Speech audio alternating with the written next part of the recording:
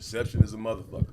Man, perception is it feel like perception everything. To be honest with you, when you look at the internet. Trojan horse in here, nigga. You know how hard it is to wipe your fucking eyes with silk. I need some cotton, guys. Oh, you need some cotton for real? I'm good. I got some tissue over it. Oh, that was because of the shit, the intro, right? Yeah, man. Okay, I thought it was me because I cried when I listened to the intro after listening to it. Then I played it for my homeboy and people in the room. Then they cried like, damn. Yeah, okay. My voice still cracking. Play that shit after interviews, nigga. You said. You right. We finna come for the mom's pretty supportive, huh? Bro, I'm her only child, that's why. But you know, cause I damn, nigga. This motherfucker. Hey man, it's some tissue over there, bro. No, get you some tissue. You gonna use the silk? You gonna silk rag it out? Shit, silk shirt, t-shirt. That Hell shit yeah, out, man. This motherfucker said come to a podcast. This motherfucker brought me to church. A little bit. Yeah, man. A little bit. I had to get it out. I had to get it out, man. I realized as a that was the first time in my life where I'm like, I knew I have to do this, but I ain't never felt like that before to record it, to give it to everybody. So it was like reading a page of a diary out loud, and I ain't even want to look at nobody. Like I see why people be. Yeah. I see. You see my shit on God? Nah. No, the short? Yeah. You gave me the link. I was really crying. But that shit be real, man. Real tears. Like, niggas don't be understanding. Like, when you put your life spirit and your life force into some shit, that's really real. Man. Like, I see how people be like, yeah, you get your soul away if you like a record, if you in a business where it's like music. I can see why niggas would be like, you just got your soul away. Because, niggas be going through that. Them first 2 albums, whatever you do, is probably the struggle years of you and your baby mama not having no money, all that shit. Finding out, pulling out, trying to get through it, you stealing a little bit. Man, a lot of this shit, it really ain't no handbook to it. Ain't no handbook. You just out here. Yeah, it's a little wing it. It's a whole lot of common sense. Oh yeah, lots of common sense. But and then taste that shit. It need a little more wing it in it. Yeah, man. It's like 90% wing it. Yeah, man. Then it turned into business. Yeah, man. And 100% believe. That's all you can do. It can't be 1 foot in, 1 foot out with that shit. Yeah, man. It be because I don't understand how people be. You ever have people come up to you and be like, "Hey, how do I do what you do?" You be like, "You just got to do it." And then they be like, "Well, how?" Like, you have something that you like to do like every day that you would do for free. That's a testament to what you believe in and how hard you go, man. Cause like, fuck, man. I was listening to that shit. That shit was some real shit right there. Guess we're gonna have to do a short version and the long version. Yeah. Like, motherfuckers don't really know what you're going through. And, like, you set apart. I'm doing shit you want to do. And that's the wealth right there. Yeah. That's what make you rich right there. That ain't got nothing to do with finance. That's what make you rich right there. At all, man. Because what's crazy is like just living in Atlanta. Like my family both sides from here, and I came from New York. So like you come back, really fucked me up. I don't mean it damn. But that's how real the shit is, though, man. There's no cap. That's how real the shit. We still saying cap, you know. You can say whatever, man. It doesn't even matter. Everything is homogenized at this point. Say what I want to say. Yeah. It really be the way anybody dress, like it's so funny how everything come back in a cycle, bro. Everything's cyclical, and when you peep it, you be like, oh, we doing the same shit over and over and over again, y'all. The way people dress, the words we use, words we cancel out, it's just gonna be another word replace it that mean the same thing. It's just crazy to see and to understand and realize, but we really are doing shit that you want to do, but a lot of y'all scared because y'all like, some of y'all niggas might be at the desk right now like, bro, I could have been a rapper. I was doing this, but I had to do that. I don't know when you dropping that shit, man, but this your little promo. Shout out from me. Y'all listen to this nigga comedy fucking intro. It literally had me in fucking That's crazy. And shout out to Westwood. Westwood P? So Mike did a mixing, and then I had Westwood. I had Westwood like niggas just talking about the intro, and I'm like, nigga, for real? I don't know who he's sitting to, so I'm just testing niggas. Nigga, that's it. And you know what, man? I'll be honest with you. I'm very respectful, but like, you know, creatives, they like to run up to you and put videos in your face and, hey man, listen to my song and listen shit. And I get through it, and I went into that shit with no intention but to hit my partner. And, you know, I think I was going through text messages and I had to put that shit down. I was catching up on a couple text messages. That shit, I felt every core of it, down to the mama. Yeah.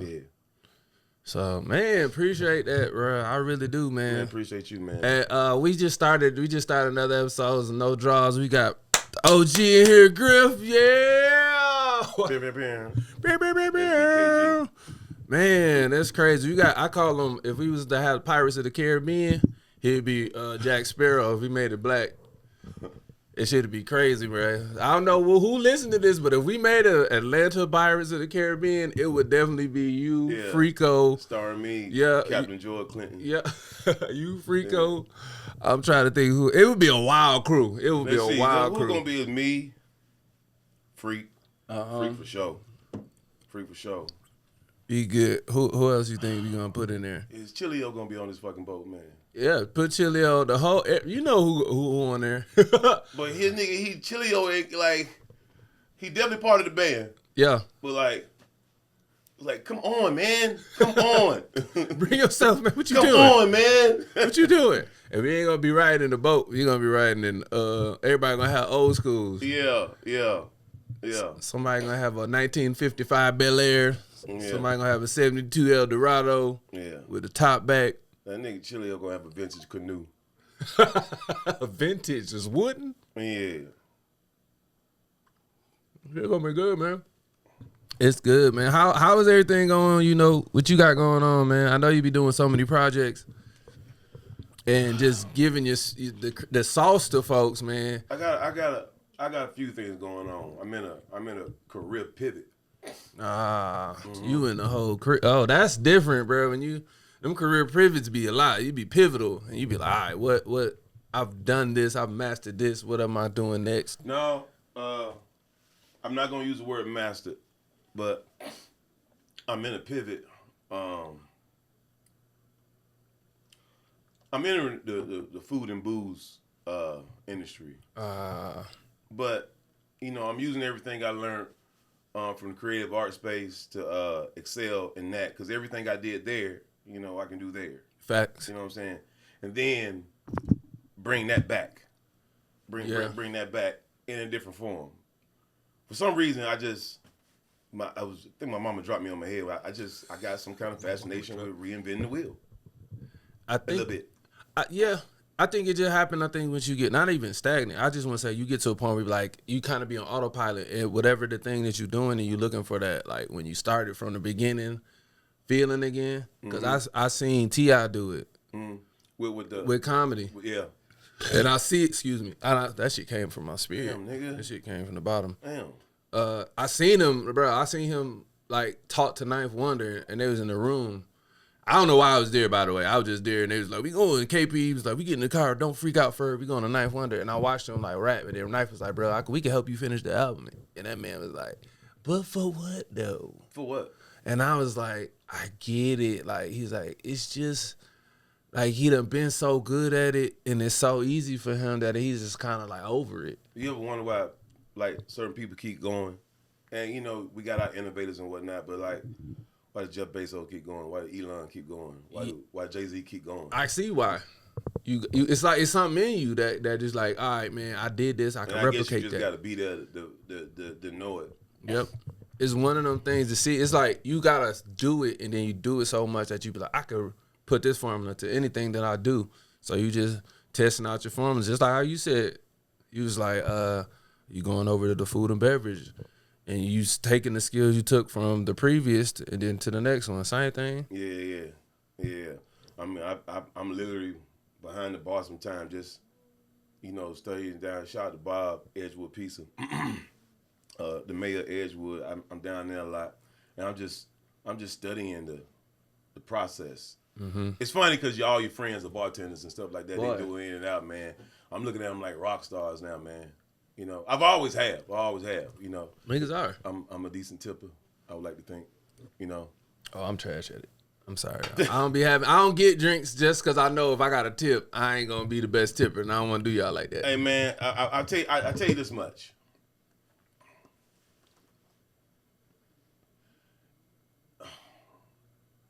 It's entertainment / hospitality. You know, this motherfucking world is brutal. It's hard out here, man. And goddamn it, you got a moment to get out the house and go to a bar. People fellowship in certain ways. Bars are churches to some people. Absolutely. You know what I'm saying? Bars. Definitely church. Bars are churches to some people, man. Bars can save a lot of people's lives. And kill a lot of them too. Just like church. Yeah, Just like same church. thing. But I don't even go out if I can't tip accordingly at that, man. Like for some, I don't know how we fell into a system where, you know, the owner is obligated to just pay you $2 an hour. Oh yeah, that's crazy. And at the end of the day, someone is serving you. Yes. Someone is catering to you. Someone is making you a drink, taking your orders. You feel that? Taking your orders, submitting to you. Facts. You know, being servient to you, man. And so when I tip my people, when I tip people who prepare the blessing for me, prepare the food for me, you know what I'm saying? It's a small token of my appreciation.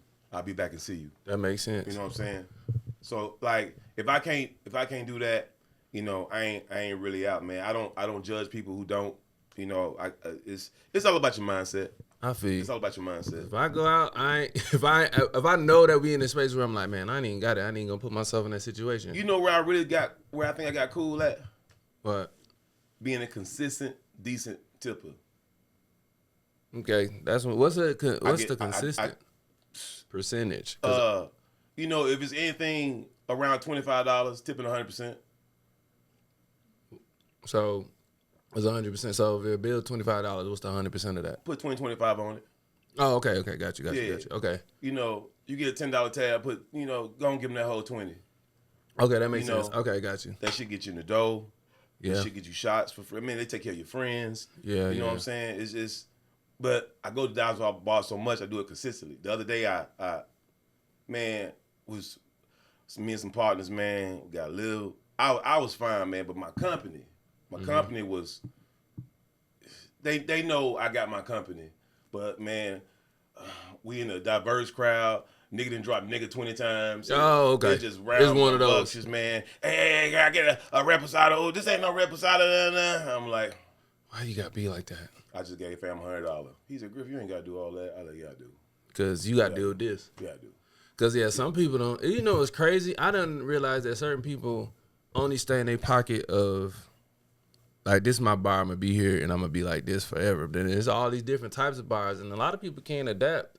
And it's crazy to see that. He's like, you don't know how to be around other people? To be a grown man, nigga be fucking 45, and the nigga don't know. He still dressed like 2008. You don't care. You still dressed like Burlington.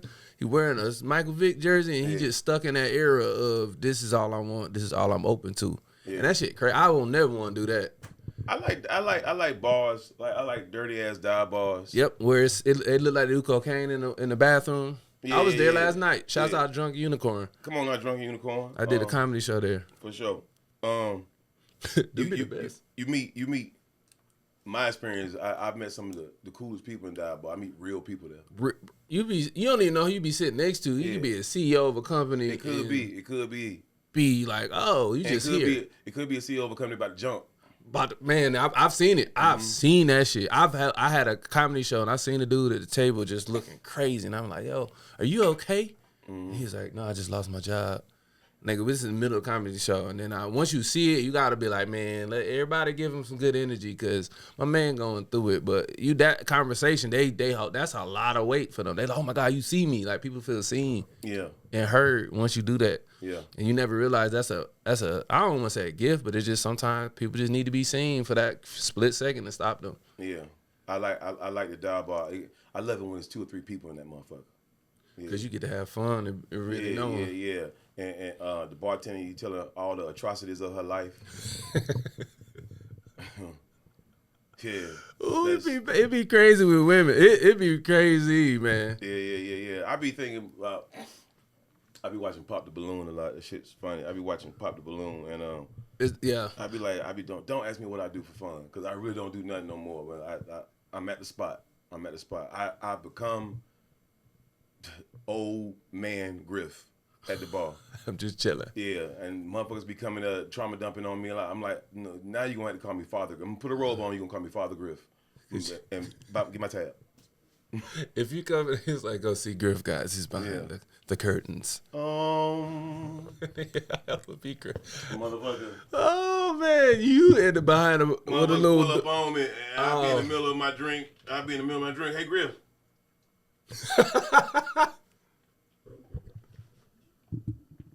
Speak. That's what you would do in the 21st one. I see you sent me that. Like, all right, what happened with the 21st one, man? Because I saw what you wrote and I read it. And I was like, all right, what happened? When you wrote me the 21st one, what you in the response? The pot of balloon shit. Yeah, man, it should be a lot, man. God damn, man. You know, I'm a firm believer that greedy people are just lazy and selfish. And it's like we trying to spread the wealth, man. And, you know, YouTube is what it is. Now, these people Arlette and BM, they done made a beautiful platform. First of all, side note, we all need to watch Pop the Balloon. That shit is I watch it all the National time. Geographic case study, man. It definitely is. Cause you get a front row seat to the bullshit. To how people really think in real life. You not like first you wouldn't. I would never go on there and just. I can't look for love like that. I ain't never. That's did, the worst way to look for love. I ain't never did a dating app. Oh, I was on Tinder like 2015, 2017. Oh, that's how I knew I wasn't supposed to do it because I got so much. I was batting 1,000, and it was like I shouldn't be doing this. Like I knew I shouldn't. I'm like I'm ruining these ladies' life. They really looking for love on here. You did Plenty of Fish? Nah, I ain't do that. That's crazy right there. You're crazy if you're doing Plenty of Fish. You trying to catch AIDS a little bit because nigga. It's funny because y'all be thinking these motherfuckers got tears. Like, Plenty of Fish. They the same. You know what? You right. It's the same shit. And Backpage, where they had it. Craigslist, I mean, when they had it. It's something about the name Backpage. It feel dirty. I can't get behind. I can't. But I was with some professionals, some attorneys at a dive bar. He told me he was meeting one of my regulars. He told me he was meeting a girl there. I said, man, you with a different girl every day. He said, Hinge, man. Hinge. I'm like, Hinge. I thought Hinge was a prestigious site they are the same. Where you find your queen to be. He said, no, I'm professional. She's a doctor. I don't have a lot of time. We get to the business. And it's $100 a month. I pay for the gold member, $100 a month. I'm like, oh, so like you pay for like, I'm just access. Short time, not long time. Mm-hmm. Good time. Yeah. Good time, not long time. Yeah. Mm-hmm. Yeah, that's what it is, man. And that's how I knew it. Like, oh yeah, these women gonna be sick because they gonna really be trying to like because women are, you know, they made to nurture, but you didn't hit them raw every other week. Now she like, well, what is this? And the app can't predict that. It can only, you know, put y'all in the same room together. And now they don't pop the balloon like I need my man to do this. You be like, no, oh my God. Use common sense, lady, but you know we been conditioned because of these phones, bro, for everybody to want more than what they really should be. Because most people gonna be 6s. Most of us on this world is 5 and 6s, and if everybody keep thinking they 10s, who the 6s? I know where I'm at in the scale, and I be there comfortably. Give me the 6s with good jobs. My homeboy, we call them luxury 6s, the ones that they good spirited, they got good jobs. They okay looking. You be like, yeah, I like you. I fuck with you. Your spirit agrees with me. Now you 9s and 10s. That's where the delusion set in. It's a lot of 10s on this globe for me. I'm like, I got a different grading scale. What's your grading scale? It's like so. Cause now I at the point I don't really go for looks. I go to like temperament and all this other stuff. Looks might be like 2nd or 3rd. Cause it's like you can't be butt ugly, but you can't be like. You gotta have something about yourself that be like, I want to be around you. Yeah. So like for me, it's like your comment section gonna go crazy. So first, I'm asexual. Okay. And mixed with a little sapio. Okay. Now, a lot of people don't even know what that is. They can have. I ain't gonna go. Niggas finna Google it. Yeah. So we can have it down in the comments. We can have a conversation down in the comments. That nigga ain't no fucking asexual. Get the fuck out of here. Whatever. But so like I got both of my way I scale it. Both of them are number one. Like it's attraction, but the attraction is only fish bait.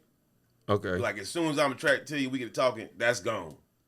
Okay. Now you on American Idol. Now you on the chopping block. To see like, yeah, I'm finna see if I can pop your damn balloon, man. But like, I'm like, I would never pop a balloon if you ain't did nothing. Facts. They like, just every situation is different. Facts. You know, I might not mess with a girl because she got 9 kids. Yeah. But this girl, I might mess with a girl because she got 9 kids for whatever reason it is. But right though, let's unpack messing with. Yeah.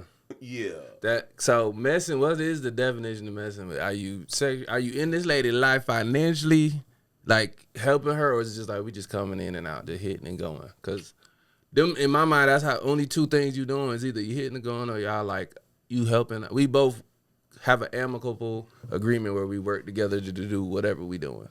I would like to think I'm a communication guy. Okay. I like to articulate what's going on with us. And that goes both ways. If I don't say nothing, then we cool. But I've learned that just being a decent human being will get you so far with women. And they will automatically put you in brackets, put you in folders, put you in narratives in their mind. Oh, you know? Yeah. You definitely Griff, somewhere. I cooked today, man. You come over, let's chop it up, man. It's on the porch. I done been there. She didn't say anything about pussy. At all. She didn't say anything about marriage. She didn't say anything about commitment. She told me I was coming over there to eat. Now, is it right for me to assume? It's just like the old tale of if you take a bitch on a trip, you should assume you're going to get some ass. And most of us yes. gonna say, I was about to say, yeah. And the answer is, what? Got that ticky. I need to hear. But no, man, like especially you ain't never did it before. If you ain't assumed that, if you ain't never did it before, you don't really have a right to assume it. So I go over your house and we have dinner, we laugh, we kick it, we have a little wine. It gets a certain time, I'm gonna let up out of here. Let me grab that trash bag for you. I take it on my way out. I always gotta take the trash out, fellas. Or whatever it is, you know what I'm saying? Letting the toilet seat down. You know what I'm saying? Oh man, it's late, man. Let me help you with them dishes before I leave, man. And so just by you being decent, she likes you. And now y'all ain't talked for 4 days and you acting funny. Oh, because she already put you in that category of like, I need to communicate with you every day because now you kind of mind. You really just lifing. You was just lifing.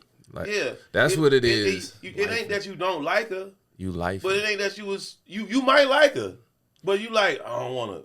Yeah, because y'all in this nigga face. Or like, I know exactly what you're saying because I'm going, bro, I done lived that. Everybody does this. Everybody does this. And then it's like, because then women so scared to ask us, especially being in Atlanta, because they already know if y'all don't know, ladies, niggas it's hoes, and we don't be actively chasing them. They here, they just here, and like he said, if you just being a decent human being, they gonna stay there. Yeah, they not about to be no place that they don't feel comfortable. Yeah, man. I love the whole institution of women, man. I'm not a red pill nigga, man. I love women, man.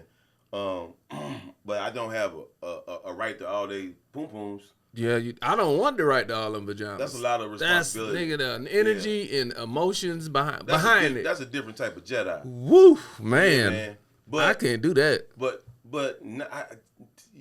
fellas, you want to have a plethora of options of women to pull from? Stop being thirsty. You don't even let them come to you. And it ain't even got to be a game, man. Facts. Just like, man, when I see a pretty woman, I tell her she look nice today. Them jeans is I see you out there with the little toe cleavage. Okay, all right. Yep, you gotta say know what something I'm about saying? it. I mean, it's not lying. It's there. Yeah, I and can I'm not see pulling you in the alley to rape you neither. You know what I'm saying? Oh my God. I'm like, I ain't Chester Cheetah, but you gotta. We can solve all these problems. Yep. If you just let women come to you. That's you know all what I'm I saying? do. They don't have time. They don't want to be bothered.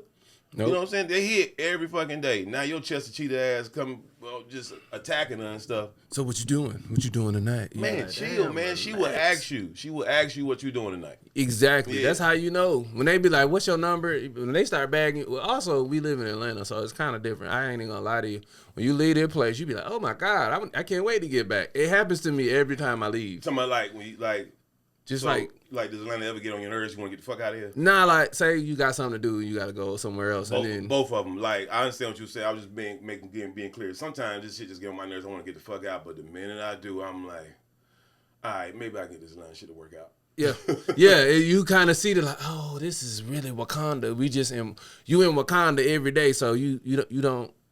To everybody else outside of Atlanta, they look at us like superheroes. Yeah. And we live in a superhero life, but we really just every day, this is what we doing every day. You don't realize how much of a different place this shit is till you leave it. And then you go to like Wisconsin or shit, you don't even got to go to no super white place. You could just go to another town in, say, South Carolina somewhere, and you be like, oh, y'all can't do, ooh, man, can't wait to get out of here. Or you go to... Y'all niggas ain't even got no lemon pepper. Not even that too. You just be like, y'all strip clubs gotta wear clothes. Oh man, I don't even want it here. This is what y'all living like. What's these band-aids on your chest, girl? What? Pasties? Yeah. Ain't even no danger. Yeah. I don't even like it, but it's really one of them things. Like the pop the balloon shit is really like you kind of see where everybody's mind is, and you kind of be like, oh, this is how y'all program. So they don't want people reviewing their content no more. That's what we're talking about. Shout out to Corey. You know tall Corey, white girl. Nope. You can't have no conversation with her. She gonna cut you off. Okay. And like this, you like yeah, man. I grew up in Atlanta. I used to live in Atlanta, man. Right now, what part of Atlanta? She just go off and call it a cow. You like riding down the train. The conversation in the train. Mm-hmm. She said, "Ooh, a cow," and like, man, stay on the train. Stay on the train. ADHD. So, but yeah, they don't want people reviewing their content no more. What? Reacting Pop to the balloon? reacting to Pop the Balloon. Oh, well, like on the phone, on all of the apps, I'm assuming? It appears they only talking about YouTube at the moment, which is a point that I was thinking about the other day. So are they going to do the same thing for TikTok and Instagram as well and Facebook? It's impossible to like restrict the platform because it's always running all the time. Well, and the thing is, it seems to me that everybody I see reacting, for most reactors, they're inside the fair use agreement of YouTube. Like you just can't pull somebody's video down and repost it. Yeah, you know, you got to put yourself in the corner. Might it. Yeah, it really is all you got to do. That's all you do. Yeah, that's the fuck nigga shit right there. Yeah, that's when you know, like, you know you don't really got, you ain't not talent, but you just using the system. I get it. That bothers me. Why do some of y'all be doing reactions and you just put your face up there? Why? Like, I got a little ass screen. I want to see the whole thing. Move, nigga. Yeah, and then some of them just do a sticker now. They don't even. Oh yeah, there'd be a sticker, a little them, animated them. That's who they should be coming for. It'd be crazy. But you got people on the platform giving in-depth commentary.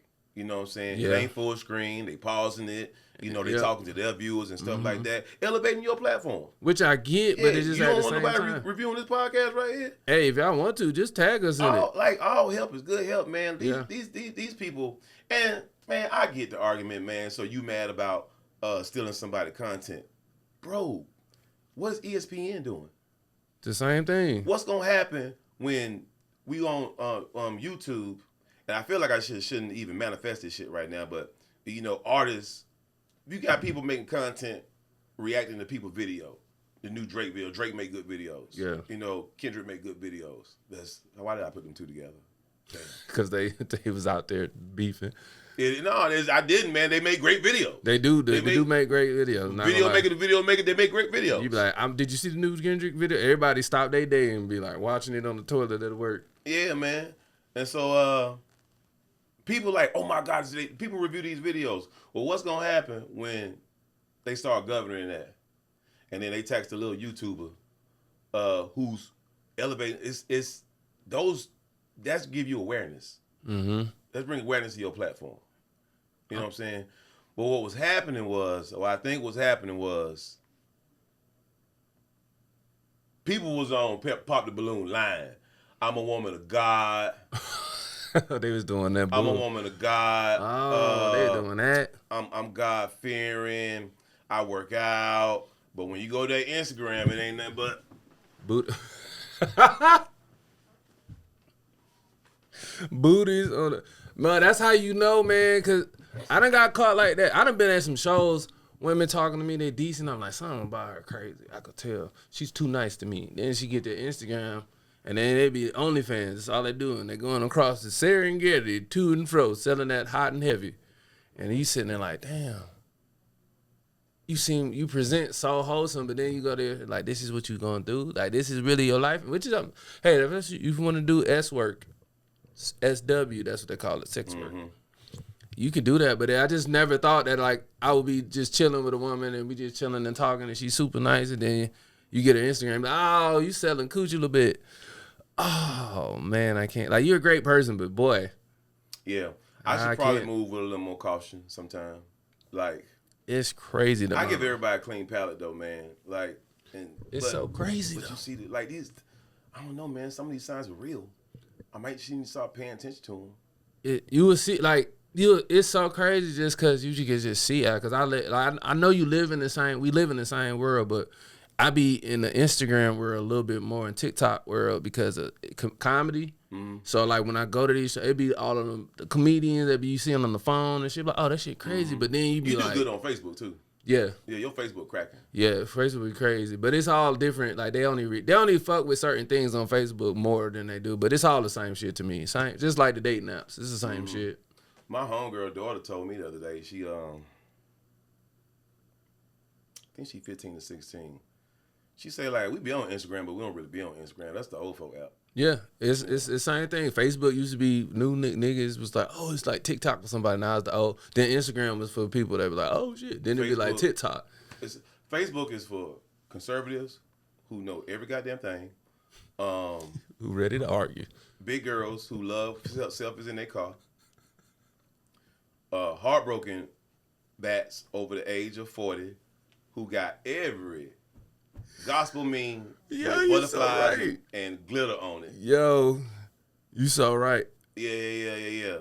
And other than that, it's your parents, and all they want to do is share pictures of your ugly ass kids, man. Yep. And then that's what Facebook for. The Instagram, what's Instagram? Instagram is the Antichrist. What you mean? Every nigga on... they fight on every post. It's succulent food on there. You go down in the comments and it viral, you will find somebody who is not happy, man. I was watching a little girl doing ballet. It was eloquent, so eloquent, man. I knew it was gonna be a nigga fight down there. I wouldn't let my daughter prance around online like that. What she doing at the school that you taught? And I said, sir, you're weird. Yeah, that nigga's weird. You are projecting them narratives. Yeah. I wasn't even worried about that. I was just looking at her contort. Yeah. People just be thinking too deep. And they also don't be having shit to do. They just like, we they TV a lot of the times. And then when you look at it like that, I be like, oh. That's what she told me too, this they TV. Yeah. We are they TV. Somebody is listening to this shit right now at work and sending this crazy ass shit to people. Mm-hmm. And because I be looking at my phone when I post the clips to see how many people sending. And I be like, oh, I got one of them pages where niggas be like, I gotta send it to my people, but I can't comment. So right. My people can't see it. Like my HR can't see that I done commented on this, but I do see who's sending it to everybody. Yeah. Now TikTok is hot yoga. Yeah. Hot yoga. You can't. And listen, I was getting striked and flagged when I went over there because I was just talking like Griff. I wasn't bringing no negativity. Like, this nigga funny as hell. Like, no. We're not saying that over here. You can't say these certain 38.9 words. You can't say that. What? You can't say that. No. Yep. And I was like, where my comments at, man? No, it's all positivity over there. You know, they embrace their big backs. They definitely embrace big backs in 304 activity, which is hoes if you don't know what 304 activity is. Yeah. It's all head place over there. And then that's what shocked me. I had been over there I had been focusing on TikTok for about, 6 months. And then I noticed it ain't no ass on here. It is a lot of ass on there. You got to dig for, or maybe that ain't my algorithm. Yeah, man. Not a lot of ass. What they do is they cover it up with giving the women the little swimsuits or the little gym outfits, the TikTok leggings, and then they put them in the leggings, and their whole page is just be them wearing leggings. That's their version of twerking. Wait, what? So they got Fashion Nova? Yeah, basically like TikTok got their own pants? They got like the page where they have like girls like get a percentage off of whatever they selling. So they give them the pants. Oh, the shop. Yeah. So if you look at a woman, if you look at the bottom left corner, it'll tell you what it is. Oh yeah, I see the thickies. But that's the version of it. That's the TikTok version of twerk. Yeah, it's some ones that's in there, but she got to be doing something to fake like. It's not just ass shaking. It might be cooking. I'm just a different like. You might be cooking in the stream in a bra and panties, and they be like, "Well, she cooking." Yeah. And that's how they get over. These women better be happy every nigga ain't like me because I don't.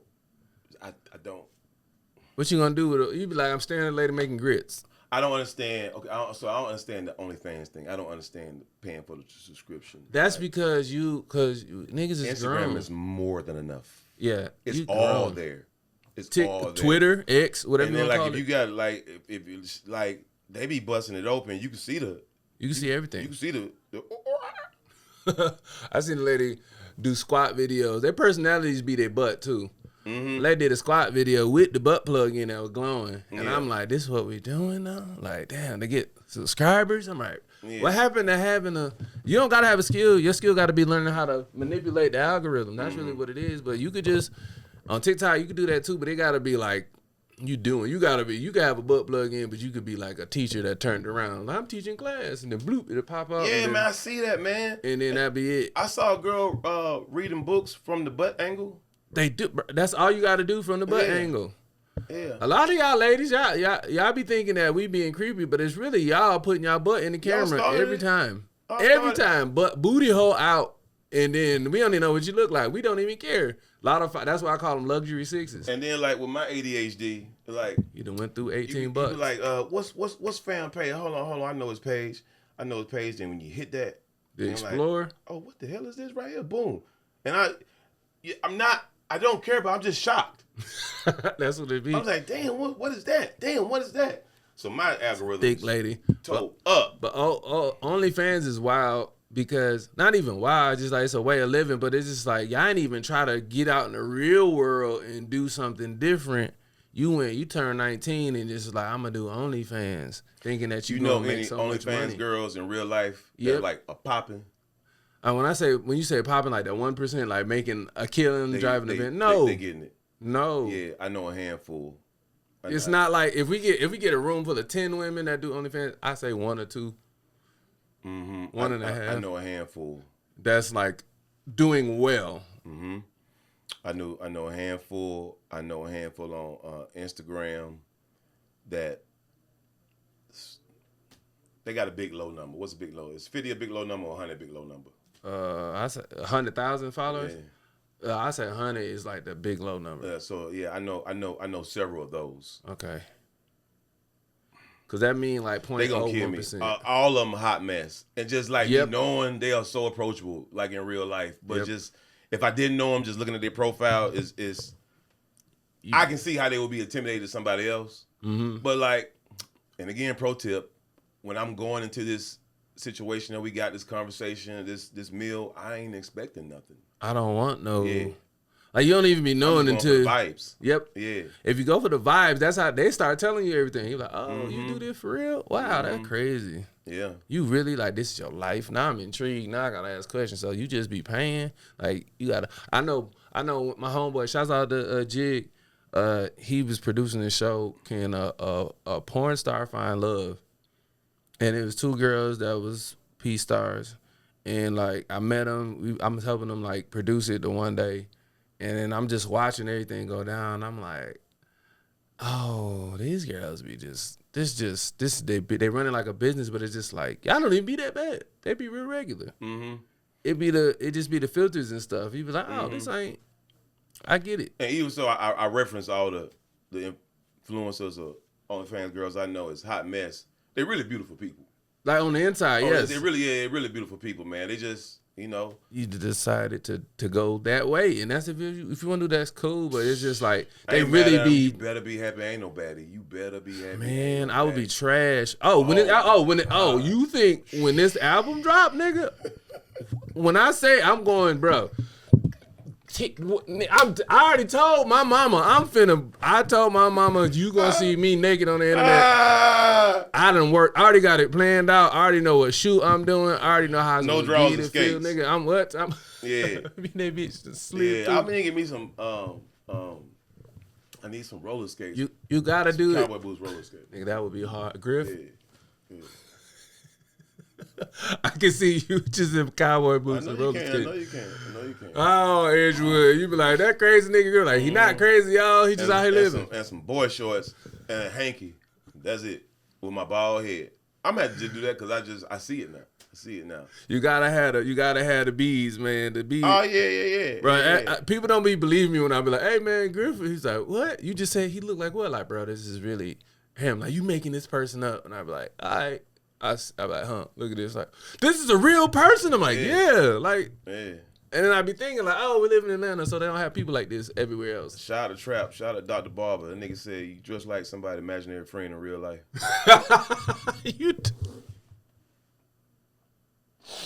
No. It be the ones you call your friend. Yo, it really would. It do be your own people, bro. Yeah. You right though, but my nigga told me one time, like, bro, you the best, worst dressed nigga I know, bro. Don't nothing make sense on you, but it makes sense on you. Yeah, man. You do you. Yeah, do you. It makes sense. Gonna adjust, man. Yeah, I be telling people, if you worry about fashion ain't real. Fashion is whatever you comfortable with and it fit your silhouette. Man, when I was dressing funny, when I do be dressing funny, when I'm going through shit, don't none of them motherfuckers critiquing my outfit help me out in my life. That's facts. Facts. So they can think what they want to think, man. I say the same thing. I don't like what you casually wear myself, but I don't bother you. Yeah, I don't care about your business casual. Yeah, I don't like the way you blend in. Yeah. Facts. But you don't need. But naturally, you just like that. Because as a kid, my mom used to always yell at me like, "Why you don't wear this?" I'm like, I don't want to wear that. Yeah. It just don't make sense. And then the older I got, like, I was supposed to. Everybody's supposed to be like this, but you get put in the. You gotta wear this to be with that, and I'd be like, no, I'm not like that. I can't. I don't even want to be like that. Just my natural aura is like, just wear whatever you want to. You'll be straight. Yeah. I didn't. At this point, I didn't collected so many. I like to say unique pieces. Same. Yep. I get up and go. I need some pants and a shirt. I get up and go. Yeah, I don't really put. That's exactly what I do. I ain't gonna put no thought into it, but it's not.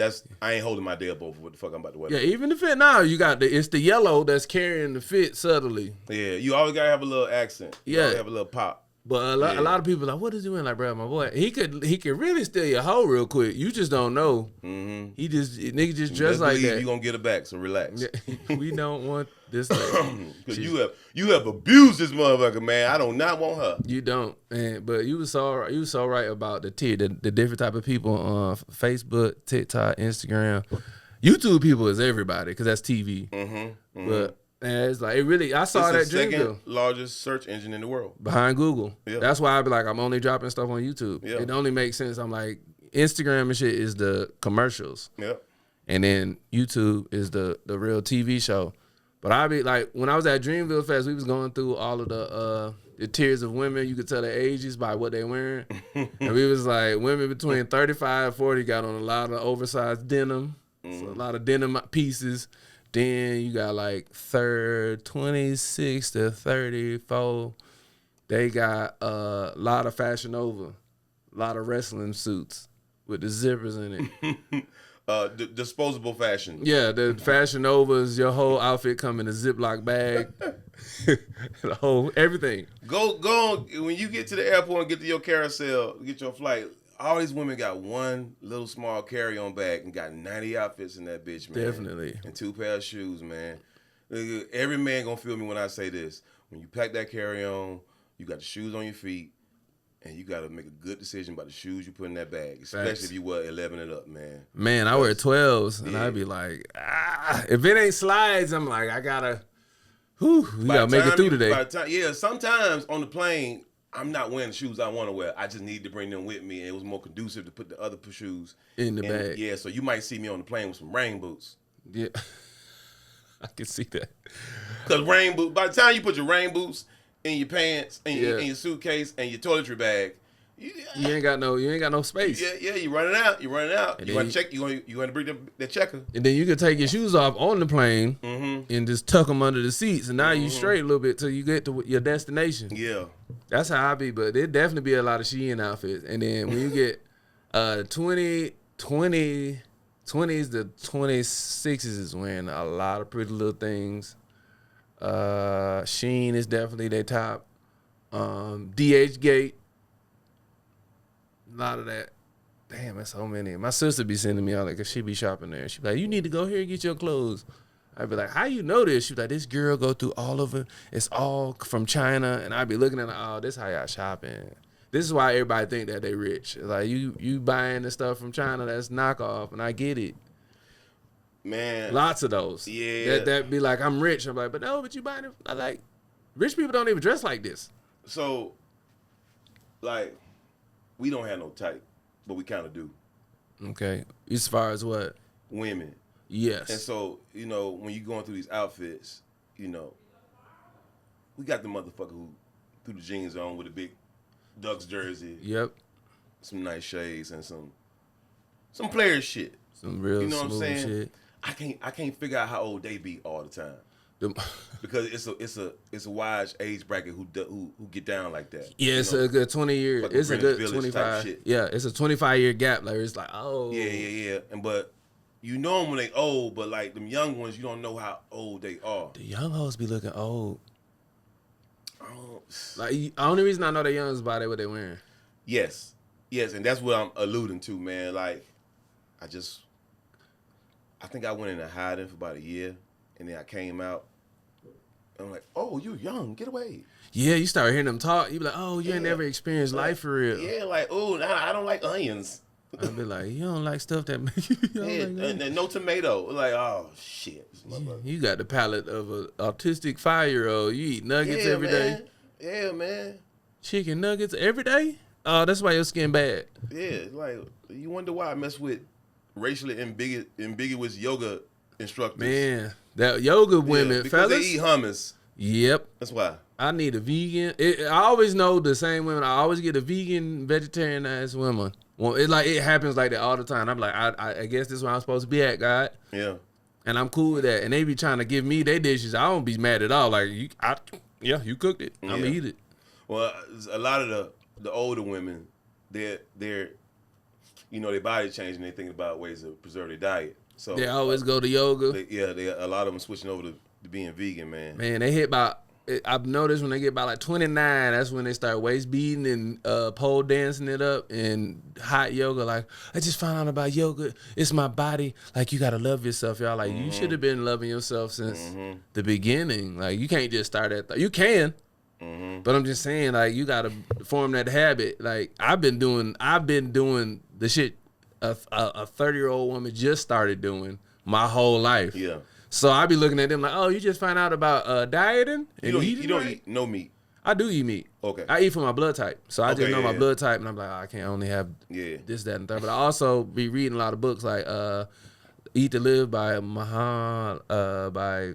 want to say Muhammad. I think somebody in Islam wrote it. Not the Honorable Elijah Muhammad. I think he did, though. Put it right here. Yeah. It's right here now. Definitely, it's Eat to Live, but I read that and a couple other books, and they told us how, as a person, as people, as being, that we eating way too much. The food pyramid is wrong. We only really supposed to have one meal a day. Listen, I don't even know this. And that's how I move. Yeah, and it's like, it's naturally like that. When my body tells me I'm hungry, I will get something to eat, man. Yep. And I might go a day and a half without eating because it wasn't on my mind. And people don't understand that, man. And I think I don't go to the doctor a lot. And I truly believe it's because I don't eat a lot of shit. Because if you put a lot of shit in your body, you're going to go to the doctor a lot. And look at our friends abroad. Look at our friends in Latin America. Look at our friends in European who consume large numbers of wine and beef. Their skin, they not spreading out. They're not swelling up like us, man. They're not, because we eat gluten and bread and all this shit. Bread, preservatives, all that shit, man. Like, food is trash over here, man. Oh, it's awful. Yeah. It's very bad. Like, I remember they don't wear deodorant. I fell in love with a French musty woman when I was 15, bro. I went overseas. Shout out to her, man. I went to this organization called People to People. We were student ambassadors, and you had to be, like, smart and you had to raise some money to get overseas. Thank God somebody in my church paid for it. I don't know who it is. Shouts out to you. We went to France and we went to Belgium. We stayed overseas for a month. And I met our tour guide was a French lady. And I was like, this bitch bad and be musty as hell. And I was like, oh, it's not that. It's the pheromones. Like, she clean, but she smelled like her. And it's like, oh, y'all don't wear deodorant here? That's crazy. And at 15, I'm like, y'all stink. But now like, nah, this lady sexy. Okay, I get it. It's a twang. It's a different smell than like, nigga that ate Tostitos all day, now it's coming out your spirit. Yeah. And now you smell like slave hiccups.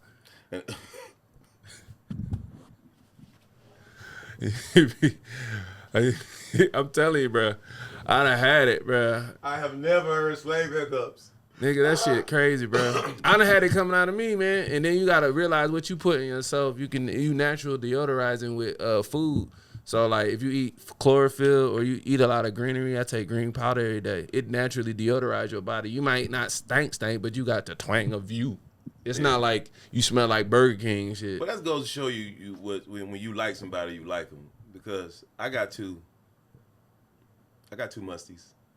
And there's nothing wrong with the musty. Shouts out to the musty ladies that be twangy a little bit. I ain't crazy about it, but it ain't no deal breaker. Yeah, it's not at all. Like, you got a little coochie, got personality on it. We love y'all. Yeah, I don't even want to reference being crazy about it. It is what it is. Yeah.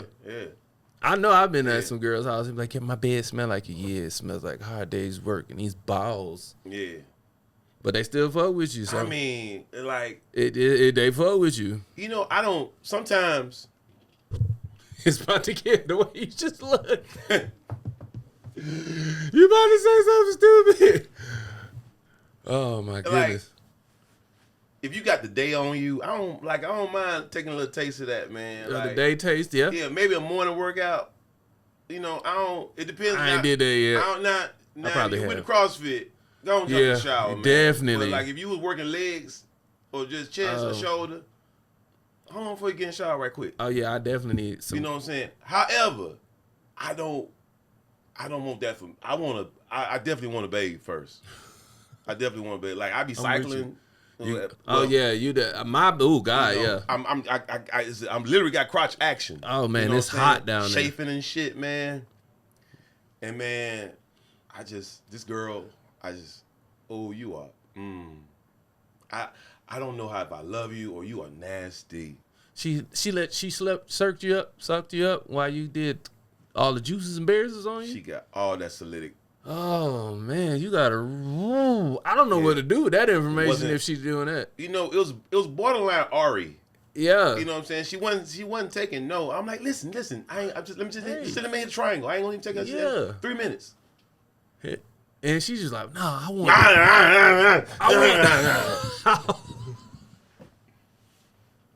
Let me get in the shower. I'd have been lost as hell. Like, no, what are you doing? Not like this. Not like this. The sick nigga in you like it a little bit. What? He love it, but it's like I wasn't ready. Yeah. Cause normally we be like, shit, we coming out the shower, it's all regal, you done lit a candle, you coming straight, it's daylight. Your dick might be on little right now and it stink. You be like, oh no, you got to see me in all my worstness. This ain't my best right now. I call it floppy head. I love floppy head. Oh, floppy head when you got the gummy worm. Yeah, I love it, man. Oh, man. It's the best, man. Like if y'all cool and like she just goggle that shit around. That's really how it be, though. Anyway. Yeah. This is what I want for my life, man. Hey, man, I just had a thought. Great segue. Speaking of our musty Euros and showers,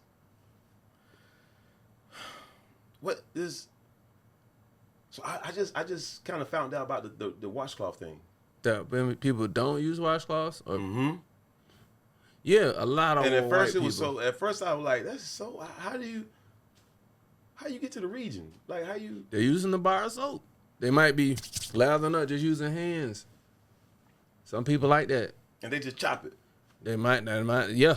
You just scrubbing hard. When I probably was on some shrooms thinking about it, I said, you know, this might not be a really bad idea, man, because, like, you're putting a rag. I don't care how much you wash it. Like, okay, like it's still bacteria. If you got a rag and you know clean up the shop, clean up motor oil, and you wash it, would you put the clean rag that's been washed and purified with that black spot on it on your face? No. Yeah, there's a black spot on there for a reason. Because it's for strictly motor oil. It didn't go away. So when you didn't wash the crack of your ass with that rag. And you gotta get 2 rags though, one for your face, one for your body. You washed it. Okay. Do you trust that wash machine enough? Okay, I see what you're saying. Hey man, we roommates. We got 1 rag. Yeah, y'all live in the room. I had a massive case of diarrhea last night, and you know I got up early because I knew you had to get to work, and I washed that rag. No. You heard the thunderstorm going down in the bathroom. No. Right? You heard the thunderstorm going out. And you know that I purified my ass with that rag. Are you comfortable using it on your face? Knowing the history of that rag. Nope. I would raw dog that soap or that When I thought about it, I'm like, man, them Euros got a lot of shit right. They did. Yeah. I think America is we the messed up nation. I wholeheartedly agree. To the rest of the nation, we like our whole thing is just like we're entertainment. That's what we export the best is entertainment. Oh, listen, I know some people across the pond, they laughing at our ass right Oh, every day they laughing at us. And they told me. No, I know they are. First they call and ask me, am I okay? like, we looking like some real third world shit, man. They ask me, am I okay? I'm like, yeah, what's up? I'm like, because when you live in it, you like, fuck that shit. Yeah. To a degree, you like, fuck that shit, man. Facts. But like, my friends was genuinely worried about me. And I was like, they live in Little Beirut. I'm like, nah, this shit. This is every day. Like, yeah, we laughing. One girl said, y'all shit is like Saturday Night Live. But better, probably 100% better. Man. And they be like, you be sitting there looking around like, this is crazy, bro. Like, you really be seeing, I've seen niggas will go in a Walmart and pour milk on their face and just for views. And you be like, nigga, what is your goal for this? Like, is it views? Like, I get views, but is it turn into any type of monetization? Like, is there a gimbal? Like, are you going to use that skill set of pouring water on yourself to get you like bookings or something? Because I don't know what the end goal is. If it's just to go viral, that's cool and it have something for content.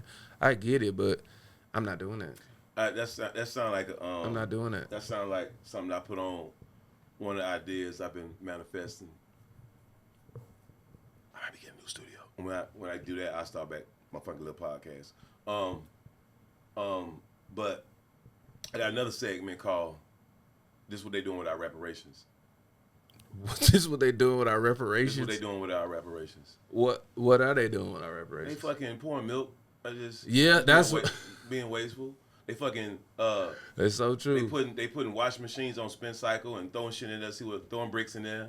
You know what I'm saying? Putting TVs in there. They probably looking like, you see, if we gave the Negroes money, this is what they'd be doing. Yeah. They seeing how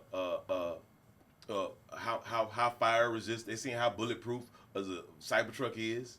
And just shoot that bitch up. Got the switch on it. That's what they doing with our reparations. That's why they don't want to give them to them. That is true. Shout out to people who buying them Cybertrucks. That's trash. Yeah. Boy. Yeah. You gonna start seeing now. I got about 3 people who know I'm working on that, and they just send me shit. And then this is what they doing in our reparations. And then also, have you been seeing a Google car that don't got nobody in it running around Atlanta? Yeah, bro, I see it every day. Like, it's the white one, and you be like, this nigga got like 38 cameras going on at one time. I call it the Terminator. It is a car. I don't know if you live in a city that's not super big and don't got Google in there. It's Waymo. It's Google cars driving around with nobody in it. Like in the middle of the day, everybody going to work. In traffic like every day. But I done had this conversation with a few of my friends. Okay, shout out to Andre, my buddy Dre. He was standing on the curb. He saw one coming down the block. He ran to the curb, and that motherfucker threw on brakes. He never went in the street. I just knew it might. Yeah. That was slick. One time I was riding with my left blinker on and didn't realize it, and the motherfucker was being courteous and holding it up for me to get over. And then when this all happened at once. So I'm driving down the street and I got my left blinker on, didn't realize it, and then in my peripheral I saw the car in the back and I cut the blinker off. But when I cut the blinker off, he accelerated and closed the gap. But when he did that, somebody started crossing the street. But he was going to hit him if he didn't have brake time. The motherfucker juked around that shit so damn smooth. That's crazy. It did two things. It's very scary. It did two things better than human. It was being courteous, because you motherfuckers can't let a nigga in when he got a blinker on. Okay? Yeah, niggas will do that. Yeah, the Terminator was trying to let me in. The Terminator. And then when Ray was crossing the street, that motherfucker, yeet. Smooth in the motherfucker. And another interesting thing I like about it, even Teslas, they don't do this well when they driving themselves. They got a jerky turn. Oh yeah, I seen it. It'd be like a when they turn from an intersection, a left or a right, not the lane change. It's jerky. You know what I'm saying? Even when they run down the highway, sometimes it's a little. Yeah. You can tell it ain't human. You be like, you know ain't nobody in that bitch. I see. But that little way move, man, homes be. It be smooth. Like you really think somebody in there. If you ain't even know a car's in there, you be like, oh, this is a regular person. No, it is a computer driving this car. But ain't it funny they don't want you Tesla driving you by itself? But I would never do a Tesla by itself. Cause I've heard too many stories of people like locking on them, people done died. I'm like, I'm okay. I enjoy when I get an electric car. Like, hey, I don't gotta put no gas in this thing. I'm cool with it. But like every day, nah, I'm straight. That's that. I LA. told you I went to IG and show you something. I just got ass. It just started happening. YouTube, quick back 10 seconds to watch my distraction go. Yeah, and my algorithm is trash. Thanks to all the people that send me these crazy videos that I be watching and I be sending. My shit be full of Down syndrome cooking shows. Oh God. Nigga, I be laughing. Do you see the Down syndrome hot ones? When they had the two Down syndrome dudes that got a cooking show on TikTok, on YouTube, and they had them eating hot. Man, talk about funny. Y'all can say what y'all want to. That shit is pure hilariousness. Cause they really don't. They like pure people, and they just be like, this is not hot. Okay, now it's getting a little hot. You be like, oh, nah. And then they got the Downsy face. Oh, you be like, oh, they sweating. Charlie, are you hot? No, I'm not hot. You be like, oh, I gotta watch this to the end. Who make it? I know a girl who just had a. You saw that? I see you stop yourself. He's like, oh no, I don't even want to. I gotta be honest with you. Let me tell you something. A cow.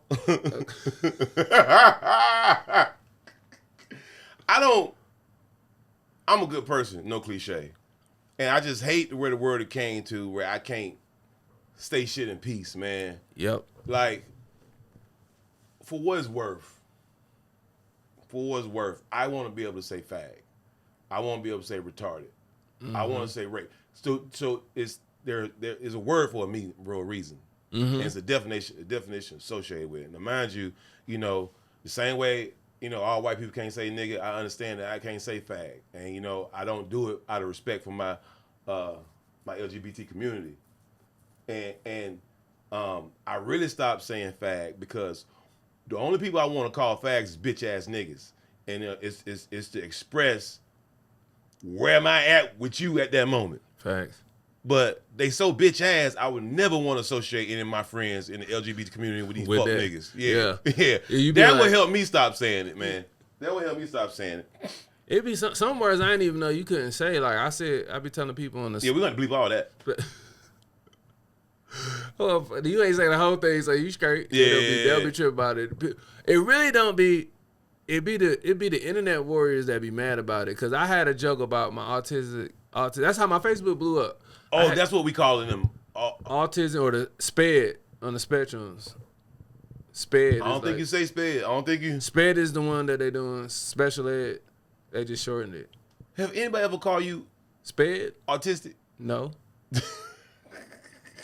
I think I got a little touch of autism, but other than that, I think you got for me to be in here around all this electronics all the time, bro. I know I got something wrong. Yeah, they didn't associate me with the spectrum a little bit, bro. Cause it be days I be like, but it's fine. Listen, whatever you want to paint me as cool. Yep. That's all you got. But that's all you're just gonna say. I'm on the spectrum. You gonna put me with the Down syndromes? No, cause there's a spectrum. That's why it's called the spectrum. Cause we could be a touch of autism. But the nigga that got Asperger's right here is way over there. He can't really articulate how he feel. He need Yu-Gi-Oh cards to play every day. Bro, I remember I had a micro and macroeconomics AP course for college and high school. And this dude was graduating at 16 that was in our class. He was on the spectrum. He wasn't on the spectrum. He had Asperger's. This nigga sitting there playing Yu-Gi-Oh! I don't know if you ever played Yu-Gi-Oh! Similar to Pokemon, if you ever play Pokemon. Basically, he's playing a card game. I think I'm 80 years old. Bro, we're having class. He is playing the game while we're having class. I don't know shit, and I'm paying attention. This nigga stops, answers all the questions correctly, and go back to playing Yu-Gi-Oh! On some cold rain. And I'm like, damn, he's smart. He's also graduating at 16. So it's like, damn, that's crazy. But his social skills not there. So like, he not really good at socially interacting. He gonna be like cut and dry. Like, you know what I like here? You don't give a fuck what nobody else say. He just goes straight to it. That's when you see that. You be like, oh, you're the person you put in there, so that excess over everything, because it got to be perfect. And then is he quiet otherwise? Yeah, they just be wiping boogers and stuff. Like they're like digging their nose while they're talking to you and put it on their shirt. The studio's nice. Nah, that's what he was doing. The dude would wear the same outfit. I remember, and we got into it. We started joning one time. I joned with a dude that had Asperger's, and he got me. But I'm like, what do we do if we regular and a nigga cooking you? You got dumped on by a nigga with Asperger's. I'm getting cooked, and he said it so loud. We was talking about GDP and welfare. And he stopped playing Yu-Gi-Oh! The teacher was like, what's the nominal? Welfare is a system, XYZ, and nominal GDP. That nigga stopped playing Yu-Gi-Oh! Like, yeah, what, Dexter's on? And I'm like, my mama ain't on welfare? What are you talking about? And then I'm in the middle of class. This nigga just shooting and getting strays. I'm like, okay, what I'm going to cook? He wouldn't stop. I can't cook him. Yeah, he got hot. Yeah, He's on fire. Yeah, He wouldn't stop, man. Bro, That's comedy for you. When you cook and go. Yeah, he cooked me, and I'm sitting there like, what do we do? Like, what do I say? I'm regular. Like, bro, I can't say you don't get no pussy because he don't care about it. I was like, bro, this coming from a nigga who digging his nose with 2 fingers, and he wear the same shirt so much that it's 2 booger stripes on his shirt that he put the boogers on every day in the same spot. And I'm like, why am I finna argue with this nigga? Hey, check this out. So because you're not gonna win the argument. There's no need to. I ain't been around the comedy scene for like a solid decade, man. Just like ingrained in it, man. Is like I got a lot of new hot comedians that I like. I don't know them, but I'm sure I could just pull up on them and meet them. But it's a lot of guys who's funny, and then you still got all my guys from old school, Ronnie Jordan. Mm-hmm. Shout out to the OG. Yeah. Roland, Lil Duval, all them guys, man. But with the comedians we got, this generation comedians we got right now, do they got tough skin? No. Yeah. Because they don't have to, because everything is formulated to incubate them. It's like you don't really get out into like the real world. They don't want to have that. So are y'all still snapping in backstage? Oh yeah, everybody doing that. It's just less. It depends on who you around and if they like that. When we was doing it, like nothing's off limits. Oh yeah, it's gonna be like that. If you get in the ring, nothing's off limits. Facts. And getting in the ring is just, sometimes a motherfucker over there, you might not really like him. And, me and you snapping on each other. And he just found your fucking joke so goddamn funny. You be like, shut up, man. And then you get on this nigga. That's getting in the ring, right? Yeah, you got in the ring because you laughed out loud. Get in the ring, or, just saying a joke. Mm-hmm. Just saying a joke. Me and you going at it, I get on your shoes, like, yeah, the nigga, he got the motherfuckers from Mervis. Oh, you put your 2 cents in, you just got in the ring. You in the boxing ring. And once you get in the ring, I don't care about your mama dead. I don't care about your Asperger's ass kids. Yeah. You know what I'm saying? But we took it though. We took it, we laughed, went there. and that shit was fun, man. But I said, I was thinking about it. I said, I bet these kids can't do that shit. They do it to an extent. It's the ones that want to do it. Some of them be like, this is what I feel like I got to do. But you got to be brought up around that shit. But they like want to fight afterwards. Sometimes they cry. Some of them be so soft, they'll be like, I can't believe you said that. He's an asshole. Like, I can't believe you said that. I'd be like, what is going on? It really be the comics that come from like good parent households. They be like, I thought comedy's gonna be great, like, cause I'm Georgia Tech type shit, and you be like, nah, bro, you really got to be in these streets, cause some people think comedy is what they see on their phone, but when they gotta actually get in the trenches, they be like, oh shit, I can't control my atmosphere that's around me. So most people, if you a comedian, what is going on today, most people have followings, so the people coming to see them, they can do no wrong. Mm-hmm. So those are home games. That's what I call it. Mm-hmm. But as soon as a nigga step out of his home game, that's when they really realize, I ain't that funny. Like, and you don't gotta be that funny, but it's like they kind of they see it like, oh, I can't do none of that shit. Yeah. Because they had to train in a home game. I mean, home games all the time. So like, nigga, it's like being a Montessori. Like, everybody's supportive. They came and see you because they see you on their phone every day. Yeah. But a nigga like me that came through both. I ain't really got no home games. I'm away game every day, and everybody gonna laugh. They be looking at you like, nigga, what do I do with this? Like, this nigga people don't, like, I don't want to say nobody know him, but it's like, this nigga can do whatever, whenever. It's not even like he gotta prepare. It feel like it's effortless. Yeah. Cause I'm at a home game, away game I gotta fight it for my life every day on stage. You don't think you're at home at ATL? Oh, I am, but it's just every crowd, it depends. Yeah. Like in Atlanta, it's probably harder to make people laugh, but when I leave, man, I be at 20% and they be about to die. And I be like, I ain't even really trying for real. I know y'all paid and I'm looking at what y'all laughing at. Like, I could really give you 30% and you going to be happy with what's going on. That's a nigga who live in Atlanta in general, though. Facts. When you go outside, man, it's just all this shit is what you been training for. Yeah, you be like, I've been in LA Fitness with weighted everything on. Right. And I'm like, I've been prepared. It's just that you don't know until you leave and you start doing these and then you build your audience. Because, like, now I'm building my audience and I see, like, if I'm headlining, people will be like, I can say whatever. They already know what's going to happen because it's just how they already follow you. They're already familiar with you. But it's like that. You can still say what you want to in comedy. You can literally say, you just got to figure out a way how. Like, I talk about the worst stuff. I talk about my slow aunt. Yeah. I talk about the worst stuff ever, and people be laughing. But you just got to know where to put it in your set. Like, I know I can't start off dark. Unless I want to start off dark and crash and burn to build myself back up in the middle of the set. You do like white rooms? I do all of the rooms. The white rooms, they love you. I did a white room yesterday, and we talked about. I was hosting. White people have always been easy to perform for. Oh, very. Oh my God. Yeah. Like niggas. Why do you come to comedy club? You don't want to laugh. I don't know, man. Because they be going through life. They be already out $150 before they got in the door. They had to get a babysitter. Yeah, they got 25% gratuity on water. Chicken wing. Water be $7. You be like, I gotta get 2 item minimum. Man. Don't have no money and come to the comedy club. Hey man, real talk. That's why I like the alt venues. Like, I'll get a place and be like, yo, we don't gotta do a comedy club. We could just go to this building that got all these people with chairs. Bring your own liquor, bring your weed if you want to. Yeah. That way, like, it's less of a stress on somebody getting there. It's a vibe, man. Yeah. I like the sound. I like the I like the ambient sound in there. Yeah, in a comedy club? Yeah. No, like when you just at a bookshop or a coffee shop. Yeah, because it's like, it's calmness. People are listening. Yeah. But at a comedy club, sometimes, especially in the Atlanta comedy club, if you go to Uptown, it is like, hey, man, hookah smoke being blown. You know, the servers arguing a little bit. Yeah, man.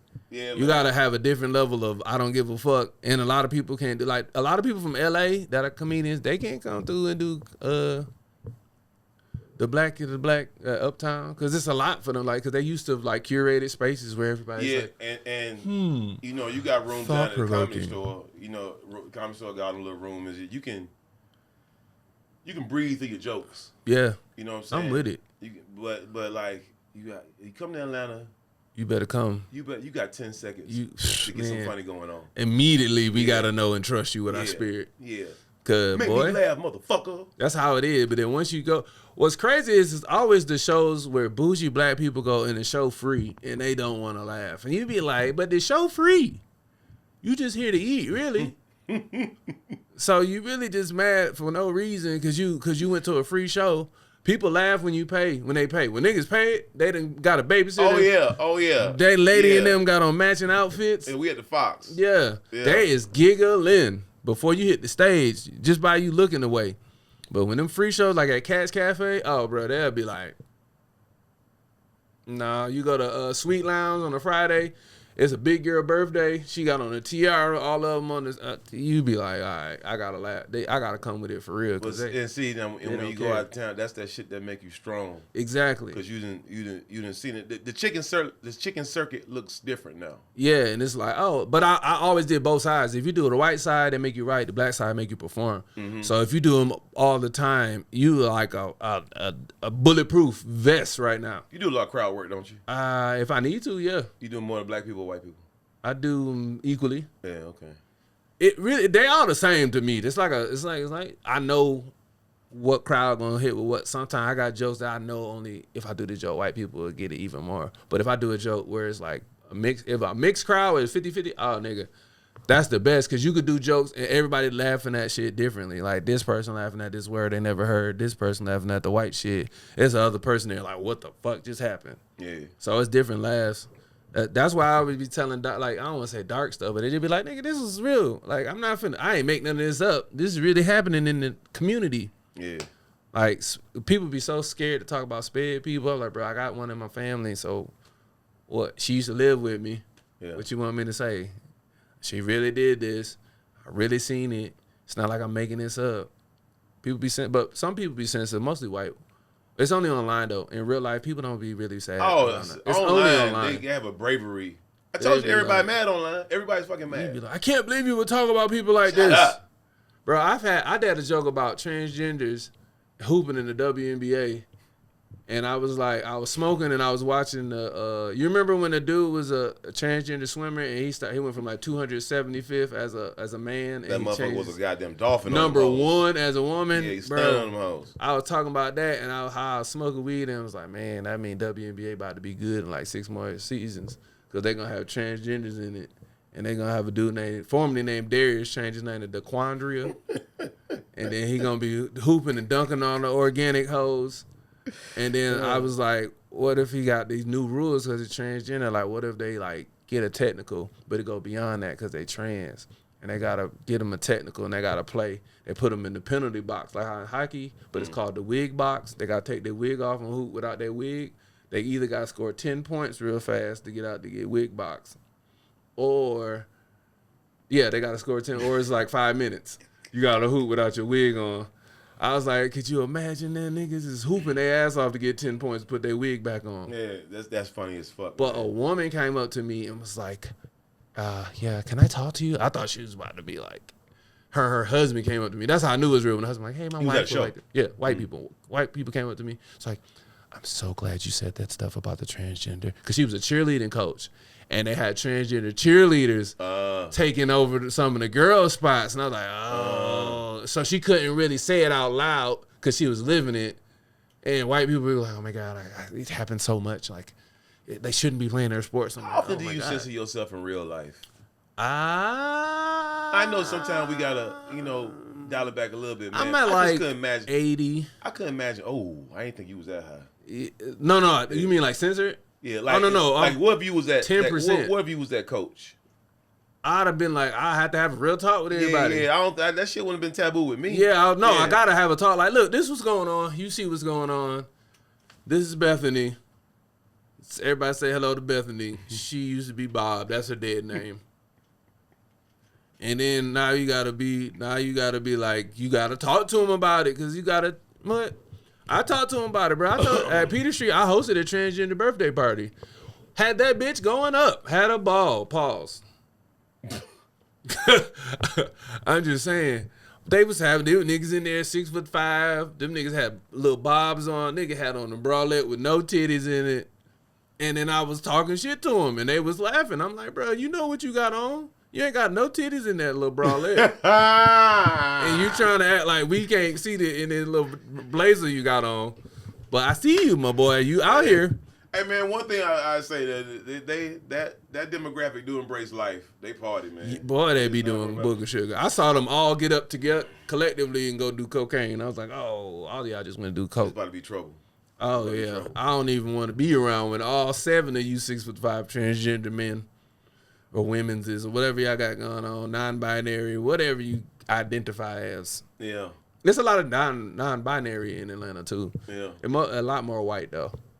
I be seeing them coming. You could tell by what they're wearing though. Everything be oversized because you don't know what their body look like underneath there. That's how you know, like, oh, you non-binary. It's like, how'd you know? Like, y'all. Because I didn't know. Yeah, I did know. Yeah. I could tell. I could point out non-binary by their outfits. They all just like Peter Griffin a little bit.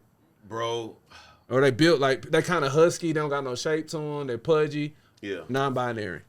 Bro, it's damn, I don't even want to say it's on camera. Yeah, I ain't saying nothing bad. Hey, listen, man, I'm trying to push this narrative of stop making shit taboo. Stop making real life taboo. We see things, we say things, and it's okay to fucking say it. Yeah, it's you know okay. What I'm saying? Let's talk about it. So, at a place that I frequent, it's non-binary there. I thought it was a woman. You saw the mustache. Nah, until I was waiting for the bathroom. He came out the men's bathroom. Oh. Yeah. But, like, that's what I'm saying about me. I don't judge nobody, man. Like, real talk, if you see this motherfucker, you're like, Griff, are you fucking blind? Yeah. Like, all I had to do was look. You'd be like, oh, it's a whole man. I'm talking about Shaquille O'Neal with a wig. Okay. Like, honestly, it's a lot of them. I don't know if it be the ones I be seeing that be black. It really be like you could tell they not doing well. It's like they selling it, and it'd be like a nigga built like they look like John Coffee Boss with a wig on, and he got like wedges on, but he's exactly what it is. Size man. 15 feet. And I try to connect with the motherfucker every time I see him. Ask him what's up, how your day going. Yeah. And like when I see him, how you doing? How you doing? And just keep moving, man. Mm-hmm. You know, shit. Like you gotta know when to be a human being. You gotta know when to laugh, man. Like I see people, and yeah, like this. I genuinely didn't know when I asked the other, I'm like, yo, man, that's a dude. I'm like, nigga, is you crazy? Yes. You see. But I just don't be plotting and like just be. First of all, his blushing hair ain't my business. It's blushing there. It ain't my business, man. So but that ain't got nothing. Like I ain't interested in them like that, man. But like the motherfucker's still a human, and like they do be going through stuff, man. I let people be who they are, man. You got to. I was gonna ask you earlier, how do you feel about transgenders playing in a opposite sport? You know what I mean, like or whatever they used to be. A part of me, I really don't care because not on no red pill shit, but women want to be equal. So they do. Yeah. Get dunked on. Get dunked on, get dunked on. But at the same time, it ain't fair, man. You know, it's like putting Pop Warner in a professional game. That's crazy. As a whole, for the most part. But yeah, but I don't feel nothing about transgender, bro. Like I've done shows with transgenders on it, and it just be like, bro, if that's what you want to do. But I don't like that they try to push like. So if you're having a show, they try to be like, we're diverse by putting somebody that's gay or straight or part of that. It's on purpose. Yeah, just to be like, we need this. Yeah. And I'd be like, but that don't make the show. That don't mean they funny. That like, and I'd be like, oh, so you're just doing it just because to fit a quota instead of the show being good. And these people pay these money. That's how I be looking at it. I look at it for like the consumer standpoint. Yeah. Cause it's like, that's cool that y'all did that, but it's not gonna be cool for the people that's watching. Cause like, they want to laugh, and a lot of times they don't be hitting how they think they hitting. Yeah. A lot of times, especially if they white, you be like, I get it, but then you be talking to them. Do they talk about the elephant in the room? Yeah, it's just like, yeah, but it just don't be like, I get it. Yeah. I genuinely understand it, but it's not like it's going to make you laugh. It's just going to be like, okay, we can see that. Cool. But I always see people that's non-binary. I always say like, hey, man, I can't call you whatever. Like, just tell me your name. I'm not finna do the pronouns. Yeah. I'm not finna do the thems and the theys. What's your name? Charles? Okay, cool. Yeah, your name Charles. Give me, man. Like, but I also be worried. I'd be talking to them. They be like, yeah, I transitioned last year. He be like, bro, you was 50 when you transitioned? I'm not if I'm transitioning, I'm 50 years old, and I'm gonna do it for me. Yeah, I'm like, bro, I want to do it when I'm young. I want to be a bad hoe right. when I'm like, new titties, new pussy, who this? Not when I'm 50. Nigga, you an old bitch at that time. That's crazy. Hey, man, shout out to anybody on stage with the audience paying attention to them and you trying to tell a joke and bring joy to the world, man. I tell people all the time, to me, what is going on? Creatively, a comedian is one of the hardest things you could ever do. Oh, absolutely. Ever do. You know, when you rap and you sing, you get to sing the same song and do the same dance every night. You know what I'm saying? You already know what you're gonna do. And the people know how to get down with you. You know what I'm saying? Athletes, you know, they know how the game go. But comedy, it's a skill set that's just like, you gotta have a little this, you gotta have a little that, you got this, your awareness gotta be up, man. You gotta be in tune with the people. You gotta be a people reader. Mm-hmm. And, a lot of people don't be. You gotta know when to hit the gas. You gotta know when to say, thank you for coming out, have a good night. My name is Emef Griffin. My name is Dexter. You know what I'm saying? Good night, bitch. It's a I wanna say we emotion wizards. That's what I call it, being a comedian. Yeah. Because you really are hitting emotion with trigger words. And it's like weaving an emotional sweater the whole time. Yeah. Of laughter. But a lot of people don't have that. That's why I always see people that go, like, they move away to L.A. And you be like, bro, you got worse.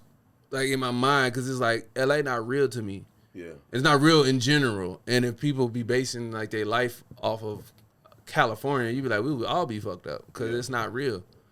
So I always see people that come. Well, once upon a time, I would tell you, get your ass out of here, go to L.A. Yeah, and I'm like, nah. Because you can dunk on them niggas. Yes. And the window of opportunity is so much larger there.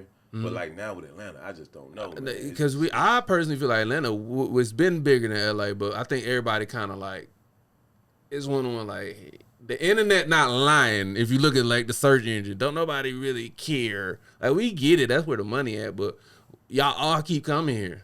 So like to get the sauce. You know, I'm early 2000, well about 2010, stuff like that. And no, it was earlier than that because I'm running around with Chris Tucker and Lil Duval. And I'm like, man, I got to get out of Atlanta, man. Like, if I'm gonna do comedy, I gotta get out of Atlanta. At that time, you probably would have. It was like I knew then, like you're not gonna make it here. And really, Chris Tucker and Lil Duval, the only ones who's had a huge career that came from Atlanta. But now, if you look at it, we got everybody now as a media, like as a comic, you got to be a media company. Mm-hmm. Like if you look at 85 South now, nigga, mm-hmm. they still here. Man, I used to see and cooking them, watching them cook up. I used to see DC, man, and I was like, I knew he was gonna get it, man. I knew he was gonna get it. I used to just look at that kid, man, and like, yeah, he did one of the ones who remind me of Chris Tucker, man.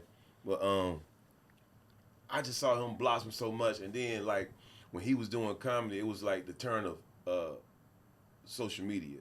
Yeah, he hit right in the head, and he kind of no disrespect. He kind of wasn't the greatest performer a lot of times. Well, because he first starting out, that's just like open mic. He had the streets on lock though. Fam had the streets on lock though, man. And I was like, this was coming to, huh? God damn, man. Yeah, and you got once you see it, you kind of be like, oh. He just got to cultivate it, and he's great. And he did it right. With shouts out to Los and them. Yeah, and then some of these comedians, some of these influencers, I see them online so much, it fucks me up when I see them on stage. Because it don't be good. I don't want to judge them. Like, I want to, let me see what King Batch can do. Oh, and you go, and you be like, oh, I'm very disappointed. Not even disappointed. You just be underwhelmed. You be like, oh, yeah. you spend more. Like, because I always say they came from L.A. Mm-hmm. I'm not saying, ain't no slight to them, but I know the truth. Like, I've seen niggas come from L.A. do shows here and get booed. Yeah. The whole weekend at no time. I can't think of too many people I don't like. Like, if you out there working in your wheelhouse, man, I love it. Like, I like you winning, but it's like, at the end of the day, like a lot of times, if you too funny, they won't put you on tours, bro. I done seen niggas not get put on tours because they up there ripping. Too funny? Because I like, even with me, I been looking at it like, I'm on tour with the OGs and like other people, but it's just like, I don't get in. Like, niggas don't hit me up for being on tour, which I'm probably sure they wouldn't, but like, I end up working with them. But the people that hit me up always be like, they come from like the Ali Sadiq tree and all of that, and they understand like that nigga is okay. If I put a show, I know this nigga be fine. Mm-hmm. But it's like if you get more than ones, it's like more so I want to say white people or just like PC or they want to do clean show. Like bro, I can do all of that. I can actually do white. I can do any show really. Do clean show. It's just that they don't want to work that hard. Like whoever the headliner is. Cause they be like, wow, this guy is way too good to be on this show. Like he should have his own. And they be like, yeah. They might pay somebody, be like, you did a great job for today, but you can't be on this tour. And that's just ridiculous, man. You too good. And it's like, damn, that's a thing, bro. It's never happened to me. Intimidation? It never happened to me, but it is a thing. Like, if you too funny, niggas would be like, nah, you can't be on this tour because, nigga, it's supposed to be about me. I'm like, bro. That's why I respect Ronnie so much. Ronnie go up after all the AK-47s and went off in the house. Oh, yeah. And then, hell, shut that bitch down. And I'd be like, bro, Come this on whole... in, fat nigga. Yo... And I seen him do it, white shows, gay shows, colleges, people living rooms, outside. Like I done seen it every. He a seasoned vet. He a maestro. But it's also you gotta like he can go anywhere. It's not a lot of comedians that can go everywhere and do it at a white crowd. Like I could go to a white crowd and not think about. It's niggas that are probably famous. That be like, bro, it's all white. I don't know how this is gonna fare. I'm like straight. Well, in my I guess class, not the OG, but in my class, they be just like, I've heard niggas say like, bro, this is so many white people here. I never did a show for this many white people. I'm like, nigga, what? You a comedian, bro? You supposed to be ready for everything. Like I don't care if it's white people. Let me know I'm gonna make more money. Yeah, man. They're like you can't perform for white people. This ain't your career for you, man. I'm like, this shit so easy, bro. And I don't even be. Easy. It'd be so easy. Yeah. And then if you ever feel like you're singing with white people, just be inappropriate. Yep. All the way. Yeah. They want that. Yeah. You drop by nigga about once or twice. Yep. Yeah. They gonna laugh their ass off. Yeah. I did one last night. You hear them crickets? Nigga. Now I did one last night. It's funny, honey. Bro, I was on stage, number of white people. It might be like 3 to 7 black people in the crowd, about like 100 people. I was like, everybody love racism or like some sort of racist stuff. You hear somebody older say it. That's called the butt clench. They're like, oh shit, what you gonna do? I have to tell them that just because. And then I was like, I heard a slur the other day that I ain't hear in a long time. And I was like, nigga called somebody a jigaboo. And I was like, nigga, where did he pull this word from? I was like, this word came from. Them white people hit the fucking nigga, floor. what? It was hollering. Yeah. I was like, bro, I was sitting there trying to figure out what era he pulled this word from. I was like, everybody was just like the Monopoly man with monocles saying that shit. I was like, it was black and white. And nigga said, look at this jigaboo. Oh, shit. And I was like, bro, like it's just stuff like that. Like I know y'all gonna laugh because it's uncomfortable, but it's real because you just be hearing shit. It be real because I've heard my granddad say shit like that, racial slurs, but the younger little kids don't know what it is. They're like, what is that? You be like, damn, you don't know what a jigaboo is? Mm-mm. You say that to a young kid, they ain't gonna feel offended at all. I be saying old shit to my son. My son, he 20, man. I be saying old shit to him. I know that nigga be laughing though. They be laughing, and I ain't even said nothing. I be saying, I ain't nothing slick to a can of oil. I go, what's this? Say it one more time. That I gotta write that one down. Bro, it just come out, and it just be. That's how you know. You be like, man, you just got a couple sayings you be saying. I like, I don't know. My daddy be saying wild shit to me, so I can't. My wildness meter. That's one thing I know. Being in Atlanta and just being amongst us, my wildness meter is so high that to other people it's crazy, but to us that shit regular. Mm-hmm. Because we be around each other so much, mm-hmm. So it just be like, bro, you said so and so, like for real, that made you laugh. Like, I did a show in New York, and my mama and them, all her friends and stuff came, said the phrase. My son laugh at that. I read this. What? My mama and them. My mama and them.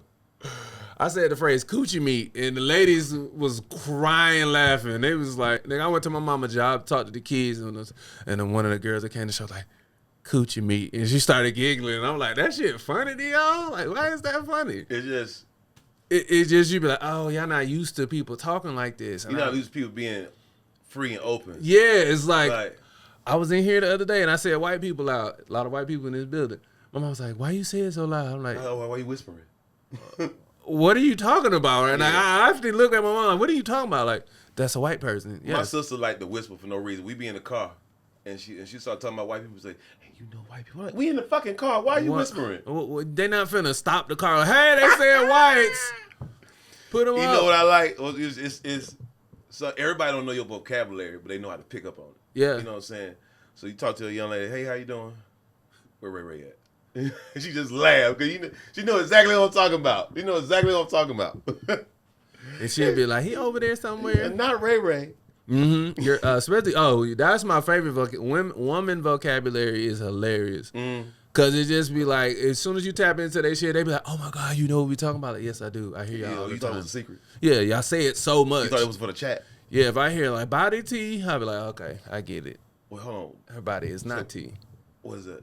Like the body look good. Like she know my body is tea. Oh, yeah. Or they be like purr. Bro, like, oh my God. This is literally, this was literally about 2 years ago, and I went to MJQ on the wrong night. It was a young night. Yeah. It was a different party or something like that. And me and a dip that I was with, we had our little, I guess, eclectic shit on, man. I swear to God, it don't be nothing to me, but it's just like, and the little girls came up to us and said, oh my God, y'all are so cute. Okay, you ate. Yep. And I was like, that mean like it's been a minute you ago. Fucked them folk up. She's like, she said, but both of us was befuddled. We didn't know what the fuck they was talking about, man. We didn't know what the fuck they was talking about. I was like, I said she eat all the time, man, but I ain't had shit, man. I ain't hungry. It was like, no, you dripping. I was like, oh, okay. Oh, that's funny as hell. I gotta call my son. You gotta go. You gotta say period, so you understand they know. So you be like period. And they be like, oh, okay. As soon as you say period, they gonna be like, oh, we on board, whatever you saying. Y'all be knowing, and that's another thing, man. Getting older, bro, it'd be so easy to get hoes for real, not on purpose. It just be like, oh, y'all be liking this? I'm just being regular. Yeah, I'm no different from the girl in Walmart with a sweatsuit on and ashy feet. Like, don't be looking at me. I ain't even did nothing yet, man. Yeah, I'm just talking to you, and they be like, oh my God, what you do? For real? And then you get the glazing you. That's another one, glaze you. What that mean? It's like checking you out. Yeah, they're like shower me with praise. They glazing you. Oh, gassing you up. Yeah. Is the difference between gassing and glazing? Same shit. Okay. Same shit. I got this shit, man. I got. So it be that one, and then they be I hit big bruh stage. Like niggas be looking at me like it's so weird because I don't know when I got to this stage, especially in comedy. No, I'm big bro yet. I'm big bruh. Oh yeah. But they be like, big bruh. I was like, damn, I'm big bruh. But to see how they react to me or just like they fuck with me, it just be like, oh, it's like this is the nigga that I respect what you got going on type of shit. And they and listen, man, when these kids call you big bro, that's you gotta take that whole hard because these motherfuckers rude as fuck. So yeah, they call you that, they respect you, man. Yeah, and I get a lot of it's weird because I'm like, I don't know when I got in this space because I just be doing shit. So like niggas be like, bro, nigga. I hear comments, bro. If I hear the nigga FURG laugh, I know that joke from the head, and I be like, damn, for real. Okay. They see you working, black man. That's it to be, but they see your ethic. Hey man, we just be out here cultivating. I see it too. Let me give you that flower. You ain't finished. You ain't finished, man. Girl, like you doing everything. What is this? They been gave us a handbook. Yeah. Be consistent. That's all it is. Be focused and be consistent. I can be a steward of my own advice a little better, man. But like, you are very consistent. You don't get caught up in the light, the glitter and glamour and lights. You don't get caught up in views and stuff like that, man. You doing the work. And what comes of that is on down the road, you got this huge ass fucking portfolio library to pull from. Mm-hmm. You know what I'm saying? Like I got a weird consistency to me. I bounce in, I bounce out because my ADHD be taking over, and somebody got this great idea. I went over there to help them with it. Or whatever it may be, man. I just like creating things, man. When I found out how easy it was to make a t-shirt, pull the rubber off. Let's make some t-shirts. Facts. But Put consistent, man. Like that's why I be coming out with videos from like 20 years back and like, bro, been doing this shit for a minute, man. You be having shit like this nigga Griffin's great, just keep doing this. But it was like, if you got ADHD, but it's not serving whatever else the greater good is, I get it. But people fuck with you, like in real life. It's a difference between people fucking with you online and in real life. It's two different. Online is like sometimes you say the wrong words, niggas are like, I can't fuck with you this week. Yeah, man. But in real life, it really turned into like, if you go have an event, if you got an event and niggas show up, that's currency. Because niggas just not showing up. Yeah. My bank account ain't always been there, man, but I've been rich all my motherfucking life. Which is what I be telling my homeboys that, like, bro, I could go up the street. But I ain't even know it, though. I ain't even know. But that's how it is when you living in your purpose, when you being yourself. I be telling my mama that. She's like, well, what's going to happen? Like, look, everything is gonna happen. It's gonna happen. Now either you with me or you not. And I say the same thing with the women. I'm like, look, I'm gonna go up, I'm gonna go down. I must consistently be myself. I don't be about to jump out the window. I see my account negative $200. It's been there so many times. I'm numb to it. That's it. That was it. Ain't no comma in it, bitch. Yes. Look at God. Want to do it. You don't get paid until whenever that one big check come in that you got. Mm-hmm. But yeah, like it be like a lot of people be scared to be entrepreneurs, man. That shit is I think that's a God-given gift. You got to have that in you. And I think Atlanta cultivate that so much that people are so scared and enamored. Yeah. It's enamored. Like, when we walk in the building anywhere dressed how we dress, niggas automatically like, what? Who is these niggas over here? And we be this nigga. This is what niggas we got on. What's today? Monday. This is a random ass Monday. I literally put these clothes on, pants. I had these on yesterday. Yeah. I just roll out the bed, put this on, and it's literally how we dress every day. That's rich nigga shit. And in my mind, I don't think it's rich nigga shit. Yeah. It's just nigga just waking up and doing his purpose. Yeah.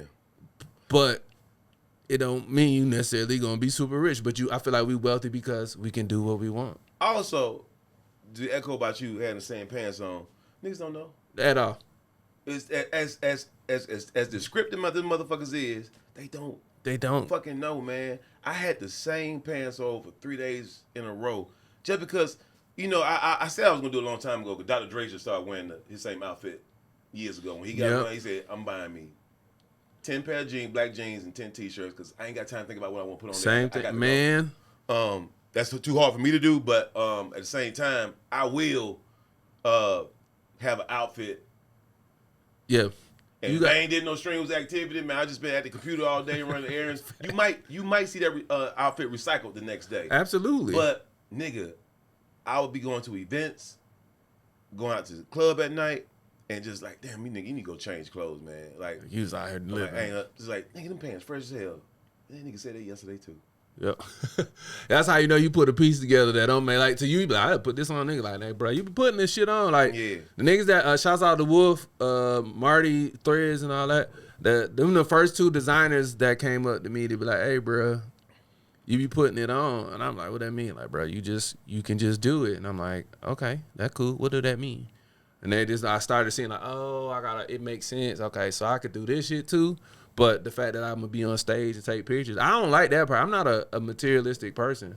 So like now that I gotta go to shows and they taking pictures and all that shit, I really gotta put my own shit on. Well, let me tell it. I tell people all the time I don't know fashion. I don't know shit. I don't know fashion, but you know, I might know a little more than the average. Yeah, I might know a lot more than the average. To me, like this shit is like surface level shit, man. It's some fashion is very interesting topic to go down into. But first rule of fashion, to me, man, you gotta wear these clothes. You can't wear these clothes. Wear you. Yes, facts. You know what I'm saying? Yeah, like you the sauce. We the sauce every time, and then people be like putting on. But that's why I don't ever wear like super. I always wear my people stuff like. Shit, let me see what. Normally my whole outfit is somebody's clothing line that's around. I was talking about that fucking diesel jacket you had on when I came in the studio today, man. That's what you call a piece. Shouts out to Diesel. I was trying to return it. No, it wasn't in your wheelhouse to return that. Yeah, I'd have been mad if you returned that because if I had seen like a picture, I'd like, nigga, where's that? Where that? And y'all gotta see the back. He'll put a picture up. Right here. In the thing. Yeah. But that shit's fresh, man. Man, appreciate it. But we be, speaking of fashion, like, bro, you be wearing some crazy pieces. I be like, bro, only Griff can wear that. I don't want to say only Griff, but like, he can pull that off. It's people that be like, yeah, only you can pull that off. And that's when you know you're doing it right. I swear it don't be that serious, man, but I get it. Yeah, but to us it's not serious. But to other people, like, you know how many people want to dress like that, but don't have the courage to do that? Listen, let's be real for a minute, man. So, it started out, I ain't gonna go down the rabbit hole too hard. It started out like it was crime going on in Atlanta. I was out here in these streets, man. And I did not want somebody to call the police and give somebody a description nothing looked like me. I know if somebody called the police, you gonna describe me. You definitely. So when you call the police and say he had on some jeans and a white tee, I know I'm good. Because there's nothing I would ever wear like that. Nah, if you said nigga walking down the street looking like Lucky Charms, I need to run. Yeah. You know what I'm saying? It was like Parliament just failed, the mothership just came in danger. This nigga look like he just threw out whatever and it's like. But man, like rolling dice. It's very important to put that shit on. But not like, you ain't got to be a girl, like, you ain't got to put on high heels and a whole outfit to go to Walmart. But if you do, that's you. I know who's wearing their clothes, and I know who, you can't see me like this. I got to get dressed. Yeah. Well, yeah. But, like, when I put on cowboy boots, like, my self-esteem might be low. I need to feel like a fucking superhero. I tell every nigga, get you some boots, man. I put them shits on, nigga. I'm the fucking deputy. Fuck with me if you fucking want to. You know what? Now I gotta give me some goddamn boots. You a boot nigga, man. You I already know I am. Man. Bro, these shoes right there. Yeah, boot. man. My mama them was shits like, is hard, too. I meant to talk about them. Bro, I do work, but I gotta get another pair of them. They're so comfortable, bro. Nah. You them shits, and they gonna hold forever because of the faucet poem they made of, man. Yep. See, that's that fashion shit I know about that. Because that's why I got them, because I'm like, I know I'm gonna do a lot of shit all the time. Yeah. I can't be worrying about this bitch having creases in them. Yeah, man. Let me get something that look like me, that you know when you see me, like he gonna come dressed like a space nigga that's doing Uber. Them shit slick, man. And then you just, everything I just go You were around 11. it. What'd you say? You were size 11. I wear 12. 12 is a hard shoe, man, because like some of them shoes be looking like boats, man. I'm like, damn, I like that shit, but I can't fuck with it, man. The shoes be big as hell. You be like, man. this shit too big. But it Fuck depends on the shoe though, how they make it. It depends on the shoe how they make it, cause this got a lot of cushion in it. So it's like if you don't cut your toenail one day, you might be in the 12 and a half. You gonna be in that bitch trying to push your heel back to the. Yeah. You like, God damn, I'm stubbing my toe all day. But that's how I be. I think fashion is another thing. Like I always see people talk about how like fashion and comedy is a thing. Like I'm starting to see like, oh, like I never wanted to be the person that like got on all the jewelry and I can't feel relatable to people, because I feel like once I got all that jewelry on, I ain't gonna lie to you, when my album come out, the jewelry is going to be on. As it should. But after that, I'm not wearing jewelry for real. I know that I have to present myself in a way, so I, like when I present it, everybody like, oh, that nigga cared. Yeah. Like, aesthetically. Because like most days, I'm like, man, I'm finna be working, I'm gonna wash, I'm gonna run outside. But you are an entertainer, man. And I think it's very warranted for you to go Super Saiyan. You gotta go. Then, especially if it's a photo shoot, especially if you're promoting yourself, especially if you need to draw focus to yourself. That's why Eddie wore tight nut hangers, nut clutches in his shows, man. And like, I ain't never thought that was a problem, man. Nigga, I like to see Eddie with them fucking high heels on, man. You gotta come on with the boots with the heels on. You're a performer. You earned the right to do shit like that, man. But like sometimes, man, I be seeing guys out just at the bar, man, and they just got fucking all these fucking chains on. And I don't even know what worse, the real ones or the fake ones. I feel like yeah. Like who? But so again, you're a performer, you're an artiste, and you're trying to get like who attention you trying to get?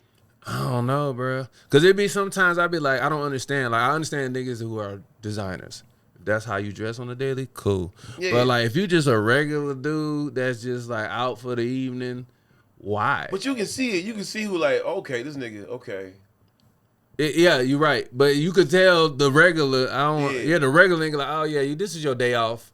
You put that shit, everything you got on clean. That's how I know. Yeah. I was like, oh, you don't really dress like this for real. This is your, I'm trying to get hoes at brunch outfit. Yeah. And the brunch outfit, you know, you putting all the shit on that you see on Instagram because they program you. I get it. Yeah. I really don't. I ain't hard up on nobody else's fashion, man. Honestly, I really don't even see it. I really don't see what people don't have. I just see clothes. Yeah. I see you, and like I feel bad because sometimes like I have friends and I never say nothing about their outfit for years. And sometimes like, oh nigga, okay, that's how you feel today? All right. And I'm like, oh, and they're like, oh, you like that? Oh, you made that nigga day. Shit, I got these about like 3 years ago. Goddamn, these hoes want me. Hell yeah, man. That's how they be. It's so funny, man. Like I go pull me a pair of shoes out of Ross. That'll do it too. But you know, I just caught it on a humbug. They had some shit just laying around. Like, okay, I'll fuck with them, nigga. Everybody, nigga, where you get them from? I was like, you're never gonna believe this. You're never gonna believe this, man. I had a hot $40, and I was in line to get some cheddar popcorn at Ross. Then you found them on sale, $29.99. Somebody had them in a throwback bucket, man. Nigga, you lying? Nope. Bro, that's how it was. Nigga, I had some Jordan ones that I had got from Ragorama over $40. I had them bit for like 5 years. You can't beat that with a bottle of lotion. some ones, and it was like a colorway that I don't think even exists anymore. And I was like, though none of this makes sense, but when I put it on, it's gonna make sense. It's gonna make so much sense. You got to do that. And also, for the most part, I don't shop. I don't either. Yeah. I just pick up shit like, oh, that's if cool. If I'm out doing something else and I come across it, or you might be shopping for a show and I might be out with you. And I'm like, oh, that's fresh. I'm gonna get that too, man. I don't even be shopping for a show. Now I gotta wear my outfits. I just got. I ain't even show you. I think I was supposed to text you the goddamn PDF, but I just got all of my PDFs for my new, not logo, but for my clothing line. It's called, people that support me, I call them the heathen. Shouts out to all the heathens. You showed me that, it's the rabbit. No. I got another one. It's Japanese and heathen. It's heathen and Japanese. And then I had it black and white, all of this shit. Let me see if I can find it real quick. Where my man Doodle. But yeah, shouts out to Doodle George. There's so many dope designers in Atlanta that you be like, damn, nigga, what does FURG want to do? In real life? Yeah, how your story end? My story gonna end. What you? Okay. It come in black and white. So I was gonna have an oversized crop shirt my homeboy got, and and then I have on the back is a patch. This is Japanese? Mm-hmm. It says heathens. And then I'm like, I have it in black and white too. So I was gonna do a black and white one, just white and black shirt, keep it real simple. But if you want to get crazy with the colors, like it's gonna cost more. But I personally feel like people gonna fuck with it and agree with it just because they just know who I am. And I come from all my family is like, outcasts, Harley Davidson riding ass niggas, and it's like I be forgetting you connected with Outkast. Yeah, that's my. Shout out to Uncle Juke and Uncle Kenny. They over there. Shout out to Peanut. What's up, boy? Yeah, man. People, if you know what Outkast is, Google it. If you don't know what it is, you'll kind of realize why I dress like that. Once you see it, you'll be like, oh, this is definitely you. Like, yeah. Tell them Outkast with a C. Outkast with a C, not the group Outkast, but the Outkast. But they are connected. There's a storyline to that, though. My uncle told me that Outkast, the group, came to Outkast, the bike game, to the elders and was like asking for their blessing to use the name, and I think they just asked them to change the C to a K. That's exactly accurate. That's what. And this is what my uncles told me. Yeah, that's exactly accurate. I have no. And this is literally my family. Like literally, my uncles is everybody family. They got the jackets every time they almost with my man. That shit real. That bike shit real. If you're not wearing them colors right. Hey man, let me tell you something. Woo, you get peer. Yeah, man, you better go somewhere. Shout out to Peanut Gallery. Man, I curated a show for. Peanut's an awesome photographer. He's an amazing photographer, man. And part of good photography is access. You know Facts. What I'm saying? To the shit. I think a lot of the dope photography I got, some of the candidates I got, they might end up being historic, if not already. It's because of the time and the place and the access I had, man. So I don't have access to that culture. Mm-hmm. Peanut does. And so my man, he just sitting on all these pictures. I'm like, nigga, these pictures is fire. These pictures fire. People say stuff and you don't believe it. Long story short, he had a very nice gallery put together for Peanut. But in doing so, we was doing merch and promotion, and I designed a T-shirt for him. Gotcha. When I tell you, every last one of them T-shirts, nope, we can't do that. Nope, we can't do that. Nope, we can't do that. Cause that shit real. All right, just let me know what I can't do. All right. Yeah. I don't want no smoke. Like I like to live. So what they had the last time they had like a gathering in Georgia, all of the different outcast sectors from around the U.S. came. Brother, I ended up getting invited to. It was at my uncle's club. You know where Sylvan Road is, right behind Fort McPherson. This is the Outcast Clubhouse. Yeah, the clubhouse. Yeah. So I had to go, but I came straight from work, and my uncle told me you need to wear black. Yeah, I got on a pink hoodie. My uncle is the nigga my uncle is the nigga. So, man, I get a block away to come up the street. Nigga stop me like, hey, bro, you got to have black on. I had to call my uncle, like, I ain't got on black. And he like, put so-and-so on the phone. Like, I put the nigga, he start cussing him out. I'll be there in a second, nigga. Why? He cussing. Man, when I say he cussing another grown man out, I mean, like it's his son. Cooking, man. And I was sitting there like, God damn, this nigga. I don't want no smoke, man. And then he was like, what I tell your stupid ass for not wearing pink? He's like, stop wearing all these bright ass colors. You know we wear black. Man, the whole walk to the place. I ain't even get in the venue. These niggas like, hey, bro, why you wearing that in colors? I'm like, all right, let me go ahead and get this black hoodie real quick. Then I balled my little hoodie up in a book bag, put it away. Shout out to my homeboy, goddamn, who took pictures of that night. My uncle told me like, "Hey man, it's a lot of people in here. You can't use cameras on." I'm like, "All right, right." And like you gotta ask before you do the shit. But like I was with my uncle, so like everybody gave us the pass where you could just like, oh, this is so and so nephew. So like you kind of like ushered into this place you ain't know exists, but you with the higher ups, but you just being like, you know, like everybody like, yo, you with him, and all right, you straight. We not finna whoop your ass. We not finna break your camera. I don't want none of that smoke. I don't want no smoke. Cause man. they fight and it be like silent. They'll fight and beat a nigga in the bushes, and you see 8 niggas come out the bushes, and your uncle be like, oh yeah, they whoop somebody's ass. Somebody back there goddamn hurt. I'm gonna see the logo for the podcast. If you want to drop them in, this how the shirt started off, and then ended up. I got so much respect for bike culture. I used to ride it. Man, that's a real culture for real. It's structure, man. Some of these guys ain't had no family, but when you really see the network, the system, they really do take care of each other. They do, man. And they got a. I really think all groups should govern themselves. Yeah, because you have to, because it's none of us worry about Crips and Bloods, but we got them living next door to us. But Crips and Bloods only worry about Crips and Bloods. If that, they govern themselves, man. Mm-hmm. Like police ain't got no business getting into that at all. They got their own system. You supposed to. I feel like that's how it's supposed to be in real life, but a lot of times, you know, it's not like that.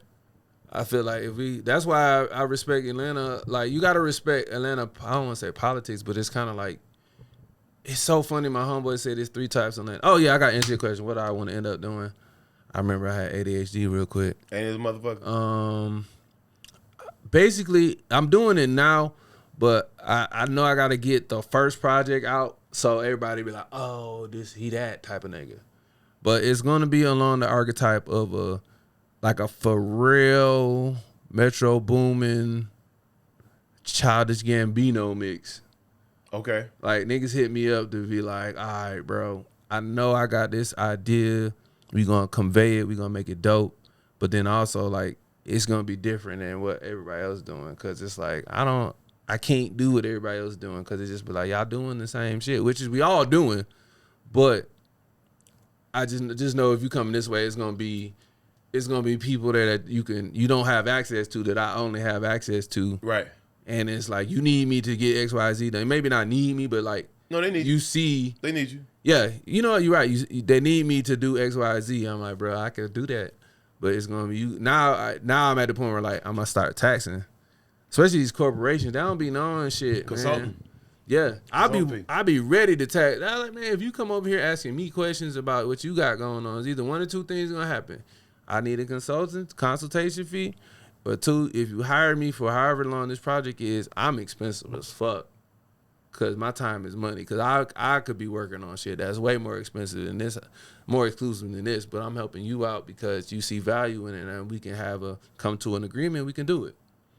But I definitely want to end up like that. Like, it's going to be a cross between like art, culture, and like, I don't even want to put politics in there. Just black culture and just like articulating that to the world as art. I'd rather put out art than to get put out McDonald's. Art is an umbrella.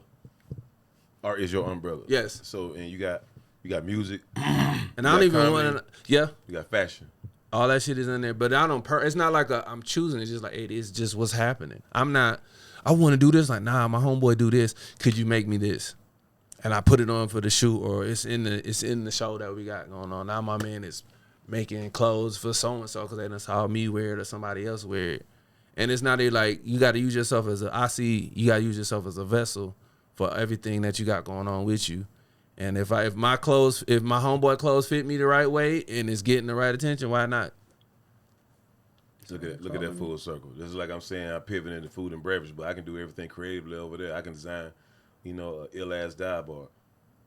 Have Facts. Art all over it. Facts. You know what I'm saying? And still provide good times. And it's like comedy shows in there. Yeah, you know I think as you had the motor line. What's the lounge? I have no working space right now. I'm literally in the pivot. Okay, because I was like, I was talking to somebody like, yo, the West Motor. Shout out to Motor Lounge. I'm plugged in over there. I can get anything I want over there. Bro, day party there, like you be like, yo, the first day party, then that night a comedy show will be. That makes so much sense, but. Mm-hmm. Cause that place is made for like, if you gonna go there and you not having a fun time, you went fucking retarded. and did comedy at the Motor Lounge after a day party? No. Oh, I just want to say I would not want to do that. No. Like it's separate. It's separate. Like at 8 o'clock. I was like, hold on now. No. That's I would some never. Super Bowl shit right there, man. That's you gotta do that Them shit during the motherfuckers Olympics. Be drunk and belligerent. Them probably be you gotta do that for like the Olympics, like day party. Then at 8 o'clock it's gonna be a comedy show type thing. Yeah. Cause you can't have the day party people and the comedy people. Yeah. Even though if you wanna, cause I've hosted shows where it's like me and the DJ and I'm just MCing, and which is basically me talking crazy to people, getting them hyped up. The mixes be good. I think we got the best DJs in the fucking land. Cause I've heard some songs being mixed. I be like, nigga, this, Shout out to Sean Fallion. Something good. Skip Day party. Shout out to. Did that happen yet? E-Class is we had one last week. Oh yeah, cause somebody Friday. I think was it you? Somebody texted me to send it to me. They always text me, man. Listen, I told you I've been in hiding. I pop up. I don't know where I'm gonna be. I don't know if I'm going or not. You know what I'm saying? And then you be like, I'm there. Like you called me yesterday, like, well, nigga, you on Edgewood? Like, nigga, where are you? Yeah. I started looking around, like, where the hell? Yeah, I saw you, man. I saw you. I was outside. Yeah, but that's how it be, man. It be crazy. The way life be in Atlanta is just hilarious to me, because everybody come here and they hit me up and be like, bro, you doing it? And I be like, nigga, some days I don't know how I'm gonna get my rent paid. Right. Other days I be like, I know it's covered, but I be like, the wealth is in all of the people that we know that work with us. Mm-hmm. So I just don't be worried no more. I be like, get paid. I ain't tripping. I got food. I got money. I got everything I need, really. I was like, and then when I get overpaid, you know what I do? I use that money and I pay other people to do shit that I don't have time to do. Mm-hmm. And I think that's what you're supposed to do. If this person has a gift and you got the money to get this gift done with whatever y'all working on, y'all do that shit. And I feel like that's how you're supposed to work together in general. But I don't know if people think like that. I don't know. I think you're gonna end up on the squad in some capacity. I know we tried to make it work a few times, but like it's I met this other kid the other day. He a fire editor. Bro, that's how bro, if you get one that just be like, nigga, I just want autism out and cook this bitch up. That's what it really be like when you tap into the tism. Yeah, when you want to computer, bro, I be speaking computer every day. Yeah, man, and it's fucked up, man. It's like I wish I had that M in my pocket so I can, give the motherfucker $1,000 for an edit. That's what I'm saying. Like that's where my mind is too. Cause a smooth 100,000 can get like 8 projects done real quick. Yeah, man. Like just the people you know in your phone. Yeah, man. And that, like, nigga, you go that to Netflix, to whoever, bro. In his office alone, I could go over there. This nigga edit for Sony. He just did a music video for this person. This nigga just did a movie. I literally can go downstairs and just talk to people, and they be like, bro, how much it costs? All right, this is what we got going on. How much it cost you for the day? All right, cool. You give all the numbers down. It don't even be that much, because if they already fuck with you, the price ain't gonna be when they got a corporation. It's gonna be like right. It's like, all right, bro, we trying to get this done. At least I can eat. I can do X, Y, Z with this. Yeah, we'll get you about three of them in the meantime. Yeah. You know what I'm saying? So that's where I be at with it, and it'd be dope to see, man. Shouts out to all of the people that's working independent. That's where they going in this world that we living in. Make sure you have an LLC and an S corp, and that you using your money. Name. Yeah. At least, cause like that's where everything going to. I'm trying to teach my mom. Even if you ain't doing business, man. You need one, because I'm teaching my mom. I think eventually I'm going to have my mama do all of the community outreach and all of the, 501c3 stuff. She don't know it, but I've been telling her. I kind of been like, hey, you need to do this. Do you see what I'm doing? If I tap into the money, I'm going to need somebody to, hey, this is an autism, place that like, hey, they want to give you some money to go do X, Y, Z. Remember what I told you earlier? Greedy people are lazy and selfish. You know what I'm saying? You already know that you can't do it by yourself. I don't want to. You be fucking dead. I don't want to. I tell you, man, you're just like me, man. You're just like me. And when you talk about all these other avenues you want to venture out at, it scares me, man. But I just can't. Like myself, you can't put FURG in a box. Yeah. You're not one thing. Nobody is, though. Nobody is, man. This is why I got a little down on my back 2 years ago. I'm on my back right now, man. But it's like It's like when you say, you know, your rent gonna get paid. You're like, it's like, what am I upset about? Yeah, what are you gonna do about it? No, it's not. I'm gonna cry. You gonna cry. You gonna do something about it. You know what I'm saying? Do something every time. And so, like, you know, you just don't worry about the things. You know, the storm going. It's just extremely temporarily. And sometimes I can go back and just like fuck all this shit and get W-2 and have that security of a allotted number of funds coming in bi-weekly, every week or ever so.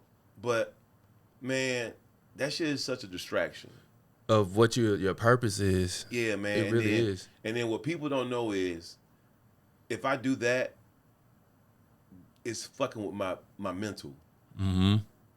That I could have been doing what I really love. Facts. But I had to keep up with the persona of I gotta have this and I gotta have that. And it's no persona. I don't think we give off a persona, but when you see the person, you be like, nigga, what you doing here? You're just like oh shit, what you doing here? Type activity or energy. That's how you know. From what I've gathered, like, because niggas will see me at a spot and be like, nigga, FURG, what you doing here? I'm like, what do you mean? What am I doing here, nigga? Can I not come? I was like, I don't know what's going on. So I don't know how. I just started looking at how people perceive me, and I realized like I Slick got famous the last couple of years just in Atlanta, but it kind of goes outside of it, and I'm testing out the waters to see who I could like get these shows and sell them out. So it's actually whatever the internet is doing and God is doing, keep doing it, God. But it's weird because in somebody book, you are fucking famous to them. You like, nigga, when I grow up, I want to be like this. Yeah, man. And you just out here being you. But and then you be receiving that flower at a low moment. Every time. Nigga, I had niggas call me and be like, bro, Ronnie Jordan is one of my favorite. Like, the fact that you tour for this nigga, man, I'm so jealous. And I be like, I don't even know how to take that. Like, I guess so, like, man. That nigga? All right, Ronnie, I just talked to this nigga yesterday. You want to talk to him? Right, come in. Yeah, but like, you don't know that that's access that not everybody got to, and but to you, that's your everyday. That's literally, I've known Ronnie for shit, damn near 10 years. Yeah. Damn, you know Ronnie that long? He found me when I was fly, man. Time flying, man. He found me when I was at Tyler Perry Studios, bro. Yeah. And I remember I got a call. It said Ronnie Jordan. I'm like, I don't even know how he got his number. How he got my number? He was like, hey, FURG, I see what you're doing. Hey, Mr. FURG. And him, he came from the. He's like, I see what you're doing. He's like, come fuck with me. We gonna be at this place. Send me an address, nigga. We shooting stuff in this trap house, and ever since then, it's just been shooting more stuff. And we've been on the steady incline and just everything that we doing. And that brother funny, man. Bro, man, I've been waiting for, like, I remember the time that COVID fucked up the nigga was about to be on Netflix, man. I remember that shit. Shout out to Ronnie, bro. Ronnie had a show that was about. Oh, let me tell you how famous you are, man. Motherfucker, you famous, man. Who you had on? Who the last two people you had on here? I forget my man's name. Tyler? Nope. I'm trying to think. The motherfucker do crazy crowd work. Dreads. Broad. I'm trying to think. Dreads. I'm trying to think. I don't know who you're talking about. I was impressed, man. Hold on. I gotta see what we're talking about now. Who you talking about? I know Tyler. Dreadlocks. Tyler, another motherfucker, another dark, funny motherfucker, bro. Man. He's good. Let me see. I'm trying to think who you're talking about. This was the last couple weeks? Because I don't know what. Thank God for editing. About. Let's see, Driz. Not 4 Eyes. Not Foe. Shout out to Foe. Let me see. Digi. Darren Brand. Oh, Big Baby. Nigga funny. Oh yeah, man. I used to edit for that nigga. Him and Tyler had a show called Kicking It, and it was a sneaker show. Nigga funny. And I remember, because I used to be around them before they knew that I was. Like, they knew I was doing comedy. They just knew me as, like, the nigga doing camera shit. They didn't know. But, like, everybody else in Atlanta knew, but the niggas outside didn't know. Yeah. So he was like, Dad, just kick me the footage and I'll cook it up real quick.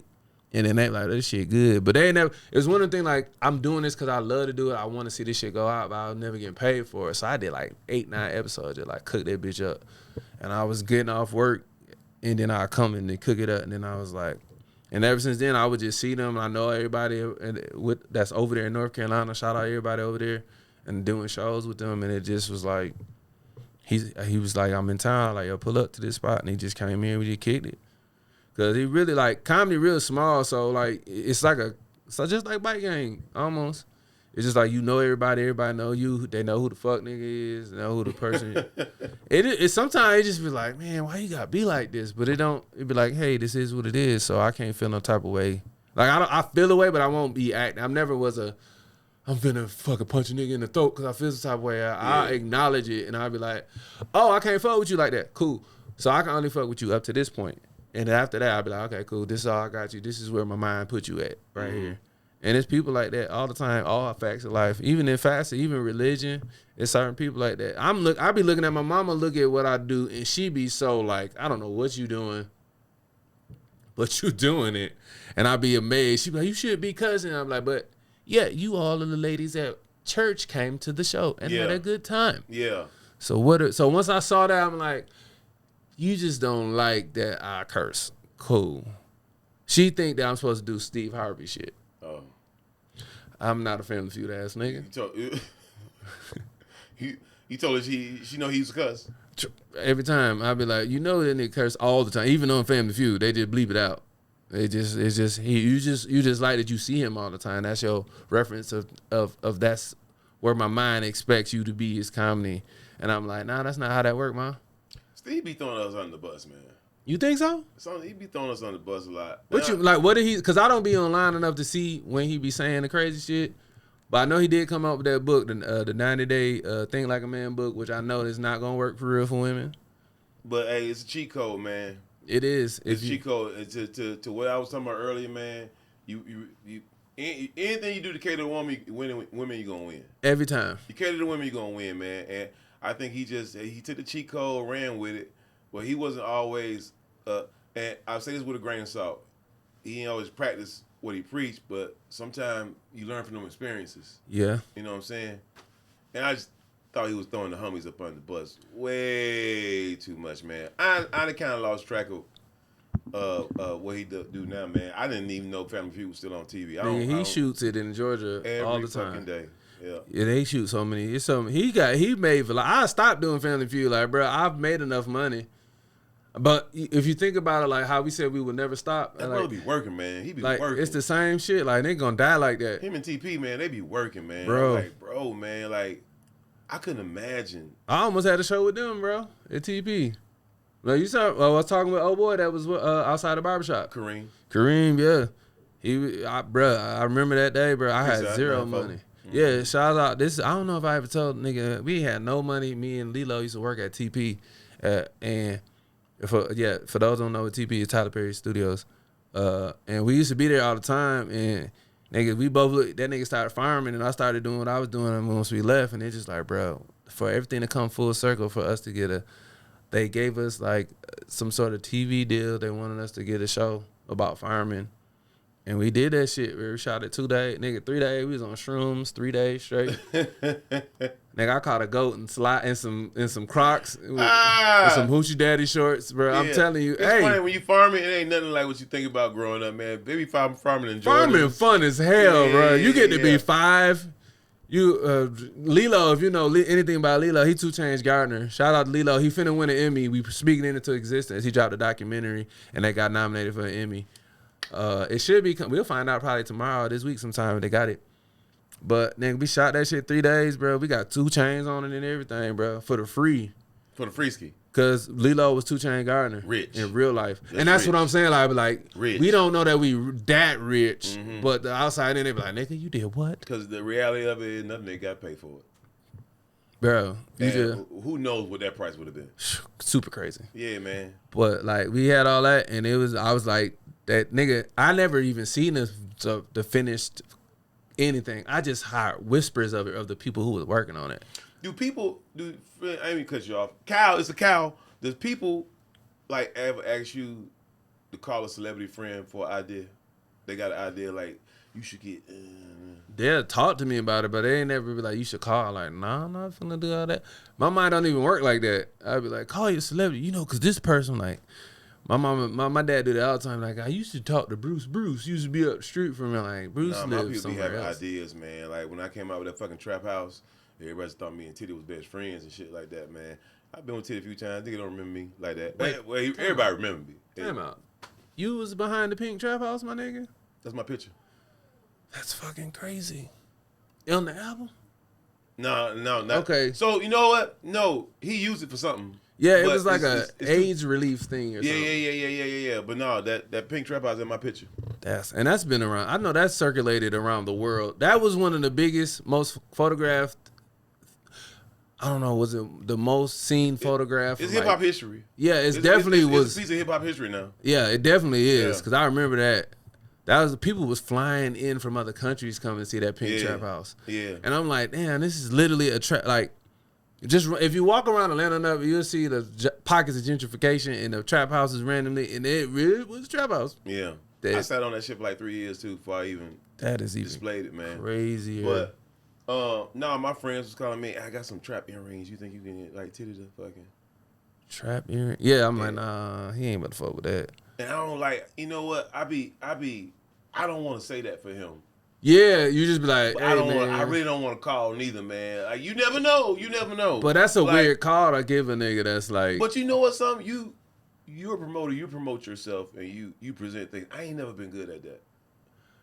Oh, okay. So okay. So like and like you do it a little better. You do it a lot better than I do. See, in my mind, I'd be like, I don't know what the fuck I'm doing. I didn't know this shit. It gotta happen. Yeah. But I would not like people be knowing me for like a year, and then look, you ain't know I did trap house. You ain't know I did trap house. Nope. Yeah, man. But like I don't know how to talk about myself without it sounding arrogant. Luckily, you know, I got work that speak for itself and show for itself, and you know, my friends, they do it for me. Yeah, same. But like, yeah, like the arrogant thing, like you said, like you don't really, cause I be talking to people, and they be like, I know this shit sound crazy. Sometimes I don't even talk. Sometimes I just be like, okay, cool. Cause if I say what I want to say, it's gonna sound arrogant, but it's not. It's just my life. Yeah. Sometimes I don't know what to say. Yeah, you be like, truthfully don't know what to say. Yeah. What are we doing? Yeah. So this made me think of this story, man. So I'm at the spot listening with my hot DJ, shout out to Silver Knight, and I didn't want to be in the DJ booth, and I didn't really know anybody there. I saw a couple familiar faces, but I was just out just vibing with my homie. But you know, I like to hear the music on the other side. I ain't no backstage nigga. I kind of like being in the crowd. Yeah. And so I'm just off to the side of a vibe. I'm kind of listening to music, and I'm just kind of thumb scrolling and shit like that. And then this girl, she comes over to me, and she say, "Yo, my friend's just been giving me smoke about you coming over to say something to you. What do you do?" Oh man. And I'm like, got hit with the. I said, "I'm just a poor goat herder." She's like, what does that mean? I said, she said, "Go ahead and tell me you're a drug dealer, aren't you?" Go ahead and tell me you're a drug dealer. And in my mind, I'm like, speaking of that, this ain't the first time. I don't sell fucking drugs, people. I don't. I might like I'm on a Molly trip or an acid trip, but I don't. I take pictures and make videos and make clothes and shit like that. So, but she said, I always think you're selling drugs. Cause you don't. She went through this dance about what I did for a while. And she said, "You sell drugs, don't you?" A woman saying that. And in my mind, I went, "Bitch," but I said, "You're right, I do." She said, "Listen, it's totally okay. I'm not tripping. Can we get some?" I was like, "Yeah." She said, "So what do you sell? You sell weed, cocaine?" Like, I said, "Love." She said, "Oh, I haven't had that one before. What's I was saying, what is it? Is that like a Molly or a strand of a sativa? Is that pink cocaine?" I'm like, "No, I'm pretty sure you had it before. It's love." She was like, "All right, how much it cost? We want some." I said, it's free. She like, "Are you playing with me?" I'm like, "No, I'm really a love dealer." Man. And she couldn't understand it. Yeah, and so hold on, I'm bringing it for her landing. So she went back to a girl. So it's the black girl with the 4 white girls. Oh, okay, got you. Apparently, all of them thought I was cute, but they sent the black girl to talk to me. Got you. And so all of them came back. They said, "You got some love for sale." What do you do with that? I said somebody gonna laugh at this shit, man. You selling love is crazy. Yeah, I told the DJ a story. He said, you over there dealing love again over there, Emef Griffin." That's how it be sometimes. You just could be off in the cut and shit just be happening. That happened It'd be crazy when you be on the like you at the show, but you not in the show, but you know everybody that's at the whatever's going on, and then like it happened to me, some shit like that happened to me, but women be even bolder in them ratchet activities. I was at 85 South, and they was shooting some shit for Netflix, and I was working on the set with them. They called me. I'm just over there just chilling. It's they laugh. It's fun. Like where we over there crying, laughing, and then women come up to you like they see the earpiece and they walk up to you and say some crazy shit, and you be like, "You really was thinking about this the whole time?" This woman came up to me and was like, "You got a girlfriend?" I'm like, "We gonna be okay in here because that dog is fucking going." Oh yeah, you're fine. That's all. Nigga. That's probably Ruckus. Yeah, it sound like we got raided. Yeah, no, it's a bunch of dogs. A number of white people in here. Dogs. Okay, we all always good in here. Yeah, they white people dogs. They don't do nothing. Yeah, you can hear a little dog sniffing and shit. But she ran up to me and was like, "You got a girlfriend?" I was like, "No." She's like, "What you doing tonight?" I'm like, "Damn, that was quick." She was like, I think you cute. You got a girl." I was like, "I got a girlfriend." She's like, "I like girls too." And she was like, "Let me see your girlfriend." I was like, "Oh, this real?" And at the time, I was, you know how the girls be lying to you, be like, "I'm bisexual." You be like, "We finna test this theory out." I showed her a picture and I was like, I hit my girl like, "Hey, this the girl." And then she was like, "Well, I gotta meet her first." I'm like, "You ain't really about this life. I don't want to hear this shit." This bullshit. I met her. They be fake. Ladies, stop being fake gay. I screened her. Shit. It's a lot of fake gay ladies. They just be saying because they feel like a woman look cute that they feel like they're like, I'm attracted. Like, yes, if she looks good, she looks good. If a dude looks good, and I'm like, "Hey, bro, you look good, my brother." I'm not bisexual. It's the act continuously. If that's what you want to do. You kissed a girl one time and like, "Oh my God, I'm gay." Like, you not gay. You not at all. You nowhere near it, actually. But you know what? You can be gay if you want to in your mind. Yeah. Until you got to really do the gay activity. I can't. I'm cool on two girls. It's a lot. I've tried it before, and I jumped off the porch early, and at like 22, like, I'm done. It happened to me once. Like, I'm done. Y'all can have this threesome stuff. Yeah. I did all of this. I was running through hoes, fucking them at their boyfriend house when they not home. Nigga, it was about 2 years ago. I was over this girl house, man. And it's a lot. And we was having the support group. It was me and two girls, and they just said we at the house pull up, man. You know, smoke one. I'm like, cool. I pull up, man. But when I get there, one of them is fuck this nigga boyfriend type shit, and the other one crying over her boyfriend. And she say, I'm tired of you crying over this fuck nigga. We finna go in there. We finna fuck Griff right now. I'm like, we gonna do what? I wasn't ready. I was not ready, man. We ain't. I didn't got my fucking oils man, on. ain't no Bluetooth. Yeah, that's a Bluetooth type of shit. Like, I got two of y'all. Oh, let me go to the gas station and get a hard steels. I just found out what the Bluetooth was, man. Nigga, I go to the gas station and get a hard steel. It's like liquid and it hits you quicker. Hey, man, I've been abstaining for about a little over a year. I had to stop, man. I had hit a point where I was doing semen retention, and I like it just because there's no point. Like, it's nothing out here that it's not worth it no more in my mind.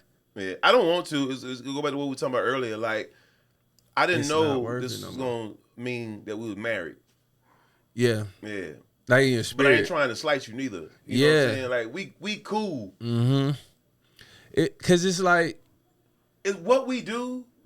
Like, we would have to carve out. If I could carve out an hour or 3 for her, it'll be fine. But that ain't enough. It will never be enough. You know what I'm saying? The fashion, the music, the editing, the video, the comedy, the traveling, all that, and then like I'm not on the phone all day. I don't even want to be on the phone. I feel bad when I like for motherfuckers I fuck with like you. I feel bad like I just you do be like you gotta bug me first. Yeah, I'm like okay. I do tell the people I say listen.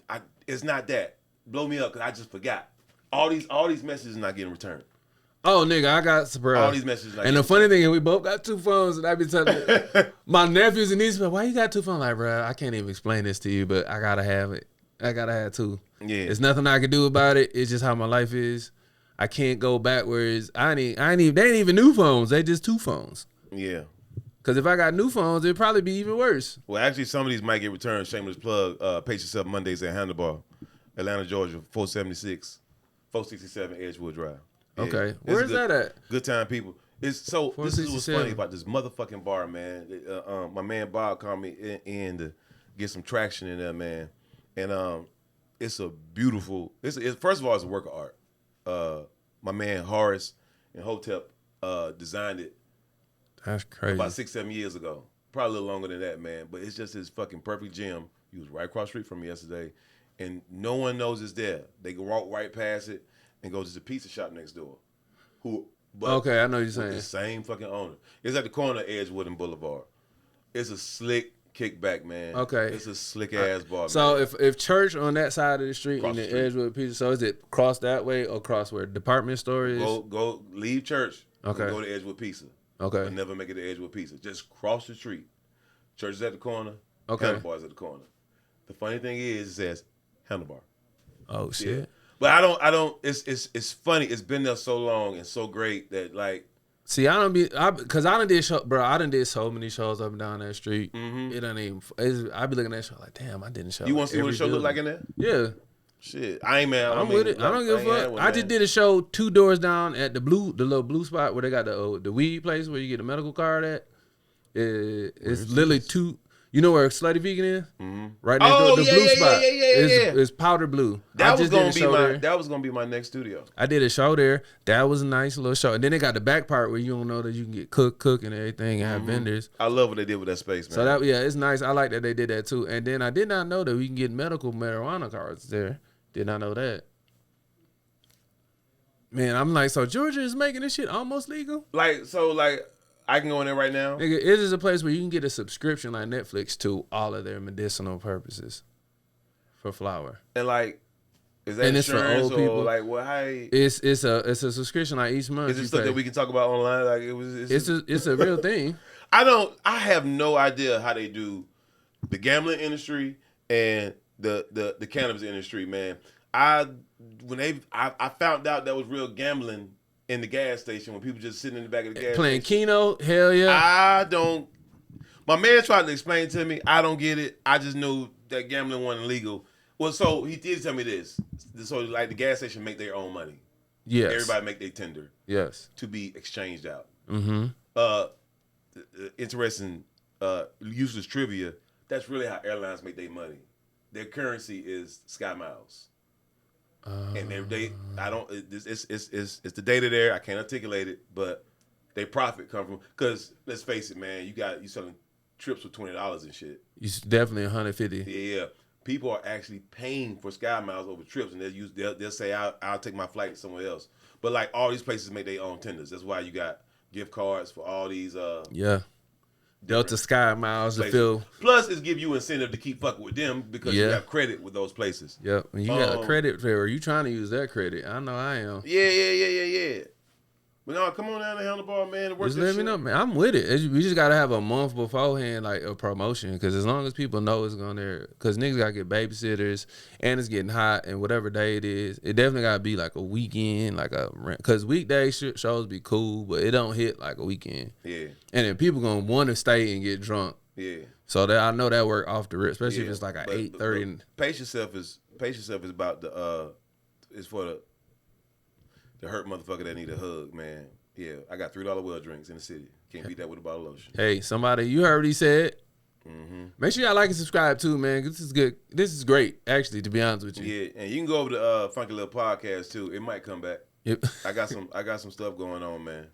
He getting his life together. That's what's going on. I'm juggling shit, man. Yeah. Also, I'm gonna keep saying this shit. I'm working on my album. He heard the intro. He had him crying. It touched him. Fuck you, man. It was crazy. I don't be knowing that it's gonna do that, because I sent it to my homeboys and these niggas tell me back like, bro, that was some real ass shit you was saying. Yeah, man. Listen, we artists, man. We question our shit, and a real artist don't do it for a return. A real artist just do it, man. And sometimes when you in your most vulnerable moments, sometimes when you put that outfit on, when you just went on about your business, that was the one that hit. Sometimes you put that joke out that you didn't even write it, man. It came to you while you was on stage, and it hit, man. Most of the times when we'll be in our most authentic selves, that's the shit that hit the most, man. And like this brother, like you where you supposed to be, and you getting your flowers what you deserve, man. That intro hit. Somebody going. It's like IG posts, man. Some posts you. Yeah.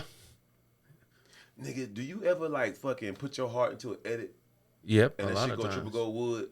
Triple gold wood. You just be out here like I'm over here with FURG, man. You be like, white chicken cross the road, and that shit go slap. Yep, and you be like, oh, I get it. I don't gotta just okay. I ain't put one cut in it. I ain't put no pure mic cocaine. on it. It's just pure cocaine. They ain't step on it at all, man. But that's what they want, man. And that was pure. That was literally. I did it. I went outside to go get some food or something. Mike Mike just mixed it, and then we found a beat the day before, and we was like, this felt like if Batman found out he was turning into Batman that day, and that's what it felt like with the horns and everything. And I was like, okay, that shit. Respect to the vulnerability, bruh. It took me so long to get there. The fact that you sent it over to Mike is like. That nigga was sitting over here trying. How hard was it before you sent it? To send it? Yeah, for him to let him listen to it for the first time. Nigga, the first time happened 2 days ago. Yeah. So we ain't sent it. It was literally in here. We did it, and when he finished it, he was like, "Y'all want to listen to it?" Because I ain't listened to it, and I had my homeboy came through, some women, and they sat there in these 2 chairs. We had a speaker right there. We just let it play. And I ain't looking at nobody. I just looked at the floor, nigga, because I was like, nigga, that shit crazy. It's like showing everybody your booty hole. Yeah. And then when I just hear example. Yeah. I just hear this and I'm like, oh shit, this shit real. Yeah. And my homeboy over there teary eyed. I'm like, okay, is this shit really real? Yeah. And I'm like, oh, this shit real. Cause I don't understand the ramifications. I just know this is how I was feeling, and I had to let it out. Pure white. And then that was it. And then my homeboy added all of the things to it, and I'm like, all right, we gotta keep that version. And then we're going to make it shorter for for the presentation. But the real one, I feel like people going to definitely resonate with that one probably just as good. But that one just like, nigga, that really came out. I was on shrooms too. Yeah. And it had took me a minute. So the day before I did a little microdose, then I doubled the microdose the next day. I like, bro, now I got to do this. And we went outside and I told them we smoked. I ate a little bit of gummy. I'm like, nigga, I'm ready. And I went a bit. Let that bitch go. I think I was high when I did On God, man. But you got because it's like it's an energy that gotta come out, and it gotta go through you. Yeah. But in order for you to let it go through you, you gotta be in a place to be vulnerable enough to let it go through you. Yeah. And have people around you that can cultivate that vulnerability. Yeah. Cause Mike, bruh. Plus we respect the herb, and like people. Our high is different from other people's high. Like, they don't know if we high right now or not. They don't. Because they could be regular. Yeah. I'm like this all day, every day. All day. And they be like, you just be doing drugs. Like, nah, I be doing work, but. That ain't what it is, bro. Yeah. This shit, I'm glad you come through. I take my supplements and I do my work. Yep, I work out, I go jog. I might go sit outside, go to my daddy's house, go see him. Whatever. Weed's a supplement, man. It definitely is. Shrooms, too. And people like, I don't like the way it make me feel.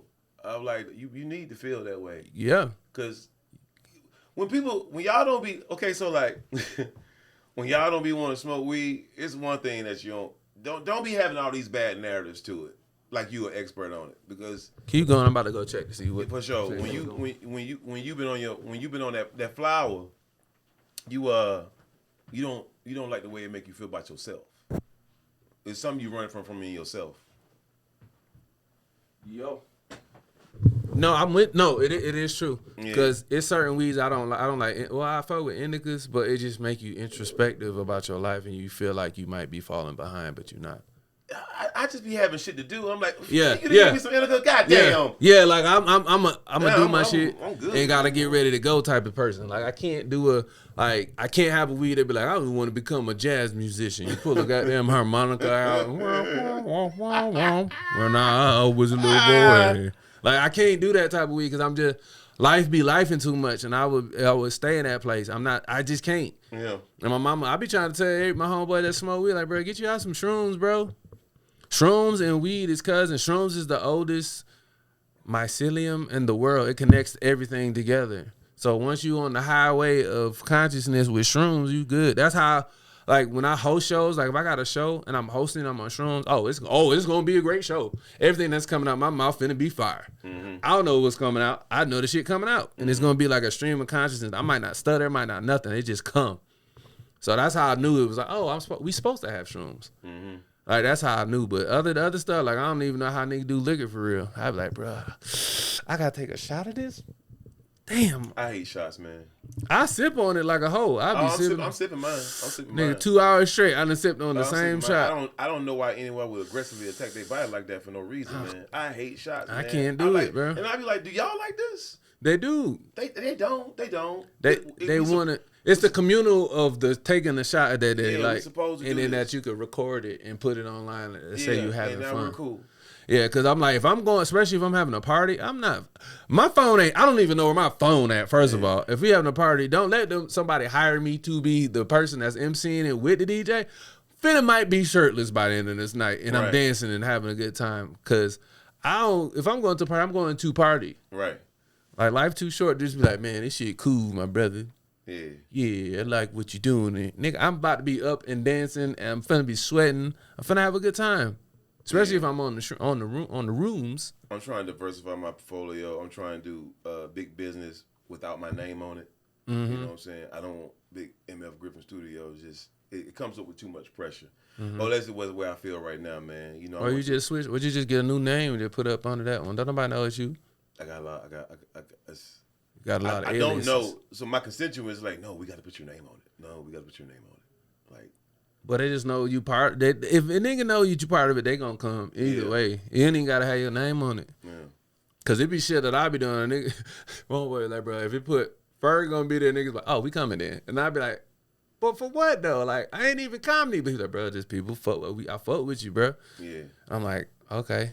Well, that means something, but it's just like you do want to do stuff as a alias just to see. Yeah, I'm with you there because like I ain't talking about a lot of what I got going on, but like for one example, I would get is like I want to get a Chick-fil-A, and it's a real thing that you can do in real life. It's very possible too. Like I ain't got my name on it, and you just be like, I'm coming to get some nuggets today. Yeah, free. My home, I actually might have I give you you probably know the people at Chick-fil-A already. You probably know everybody. I know a guy pretty. That's all you need. Shouts out to the random Jews that be popping into your life. He's a black man. He's a very fashionable black man. Boom. Bow. We in there. I ain't gonna put him out there like that. I want to shout him out so bad because he fired. Also, I also want to put this in the atmosphere. 85 South, come forward with me. I got some shows for you. So if you listen and you 85 supporter, yo, go ahead, tell them, go ahead, sign me to a little deal. I'll do a deal with y'all in the merchandising and touring. Like, I'll sign y'all for 2 years, do that. I already know all I would do is the same thing I've been doing, but with the machine behind me. And I want to do something with the Atlanta Hawks. I don't know what I'm going to do, but I want to do something with all the sporting events, all the sporting teams, even the lacrosse. We talking about just to do something, like they might let me do a segment or write for it or something. I think that'd be dope. Cause they be like the sauce be there, but they be like, oh, y'all did it, but y'all ain't do it. But I feel like it's always gonna be like that because it's corporate. Yeah, I'm flirting with Coke right now. Oh, that sounds crazy out loud. Oh yeah, we gotta reframe that different, huh? I'm flirting with Coke right now to just be a good person on a Coke can. Oh, that definitely would go. Yeah. With the eyes, you gonna do it with the eyes? I got a few inditions, but it's at a very embryo stage right now. But the entertaining is there. But I ain't counting on nothing. You got to throw a lot of stuff at the wall, man. And see who stick. But I be flattered that I can say some stupid shit like that. Which is crazy out loud to somebody, but like, that makes sense. That makes so much sense. And again, I'm not talking about a lot I want to do, but that won't be cool. I'm manifesting. So that'd be hard. I'm manifesting on the Coke, come fuck with us. Podcast. Maybe not come fuck with us. Hey, Coke, you heard us. You heard Griff. It's up out of there. And I also want to do. I definitely got to do a collab piece with you though. I don't know what it's gonna be. I think it gotta be headscarf. So to some degree, in my mind. You know what? It's done. In my mind. Because scarves is on the board too.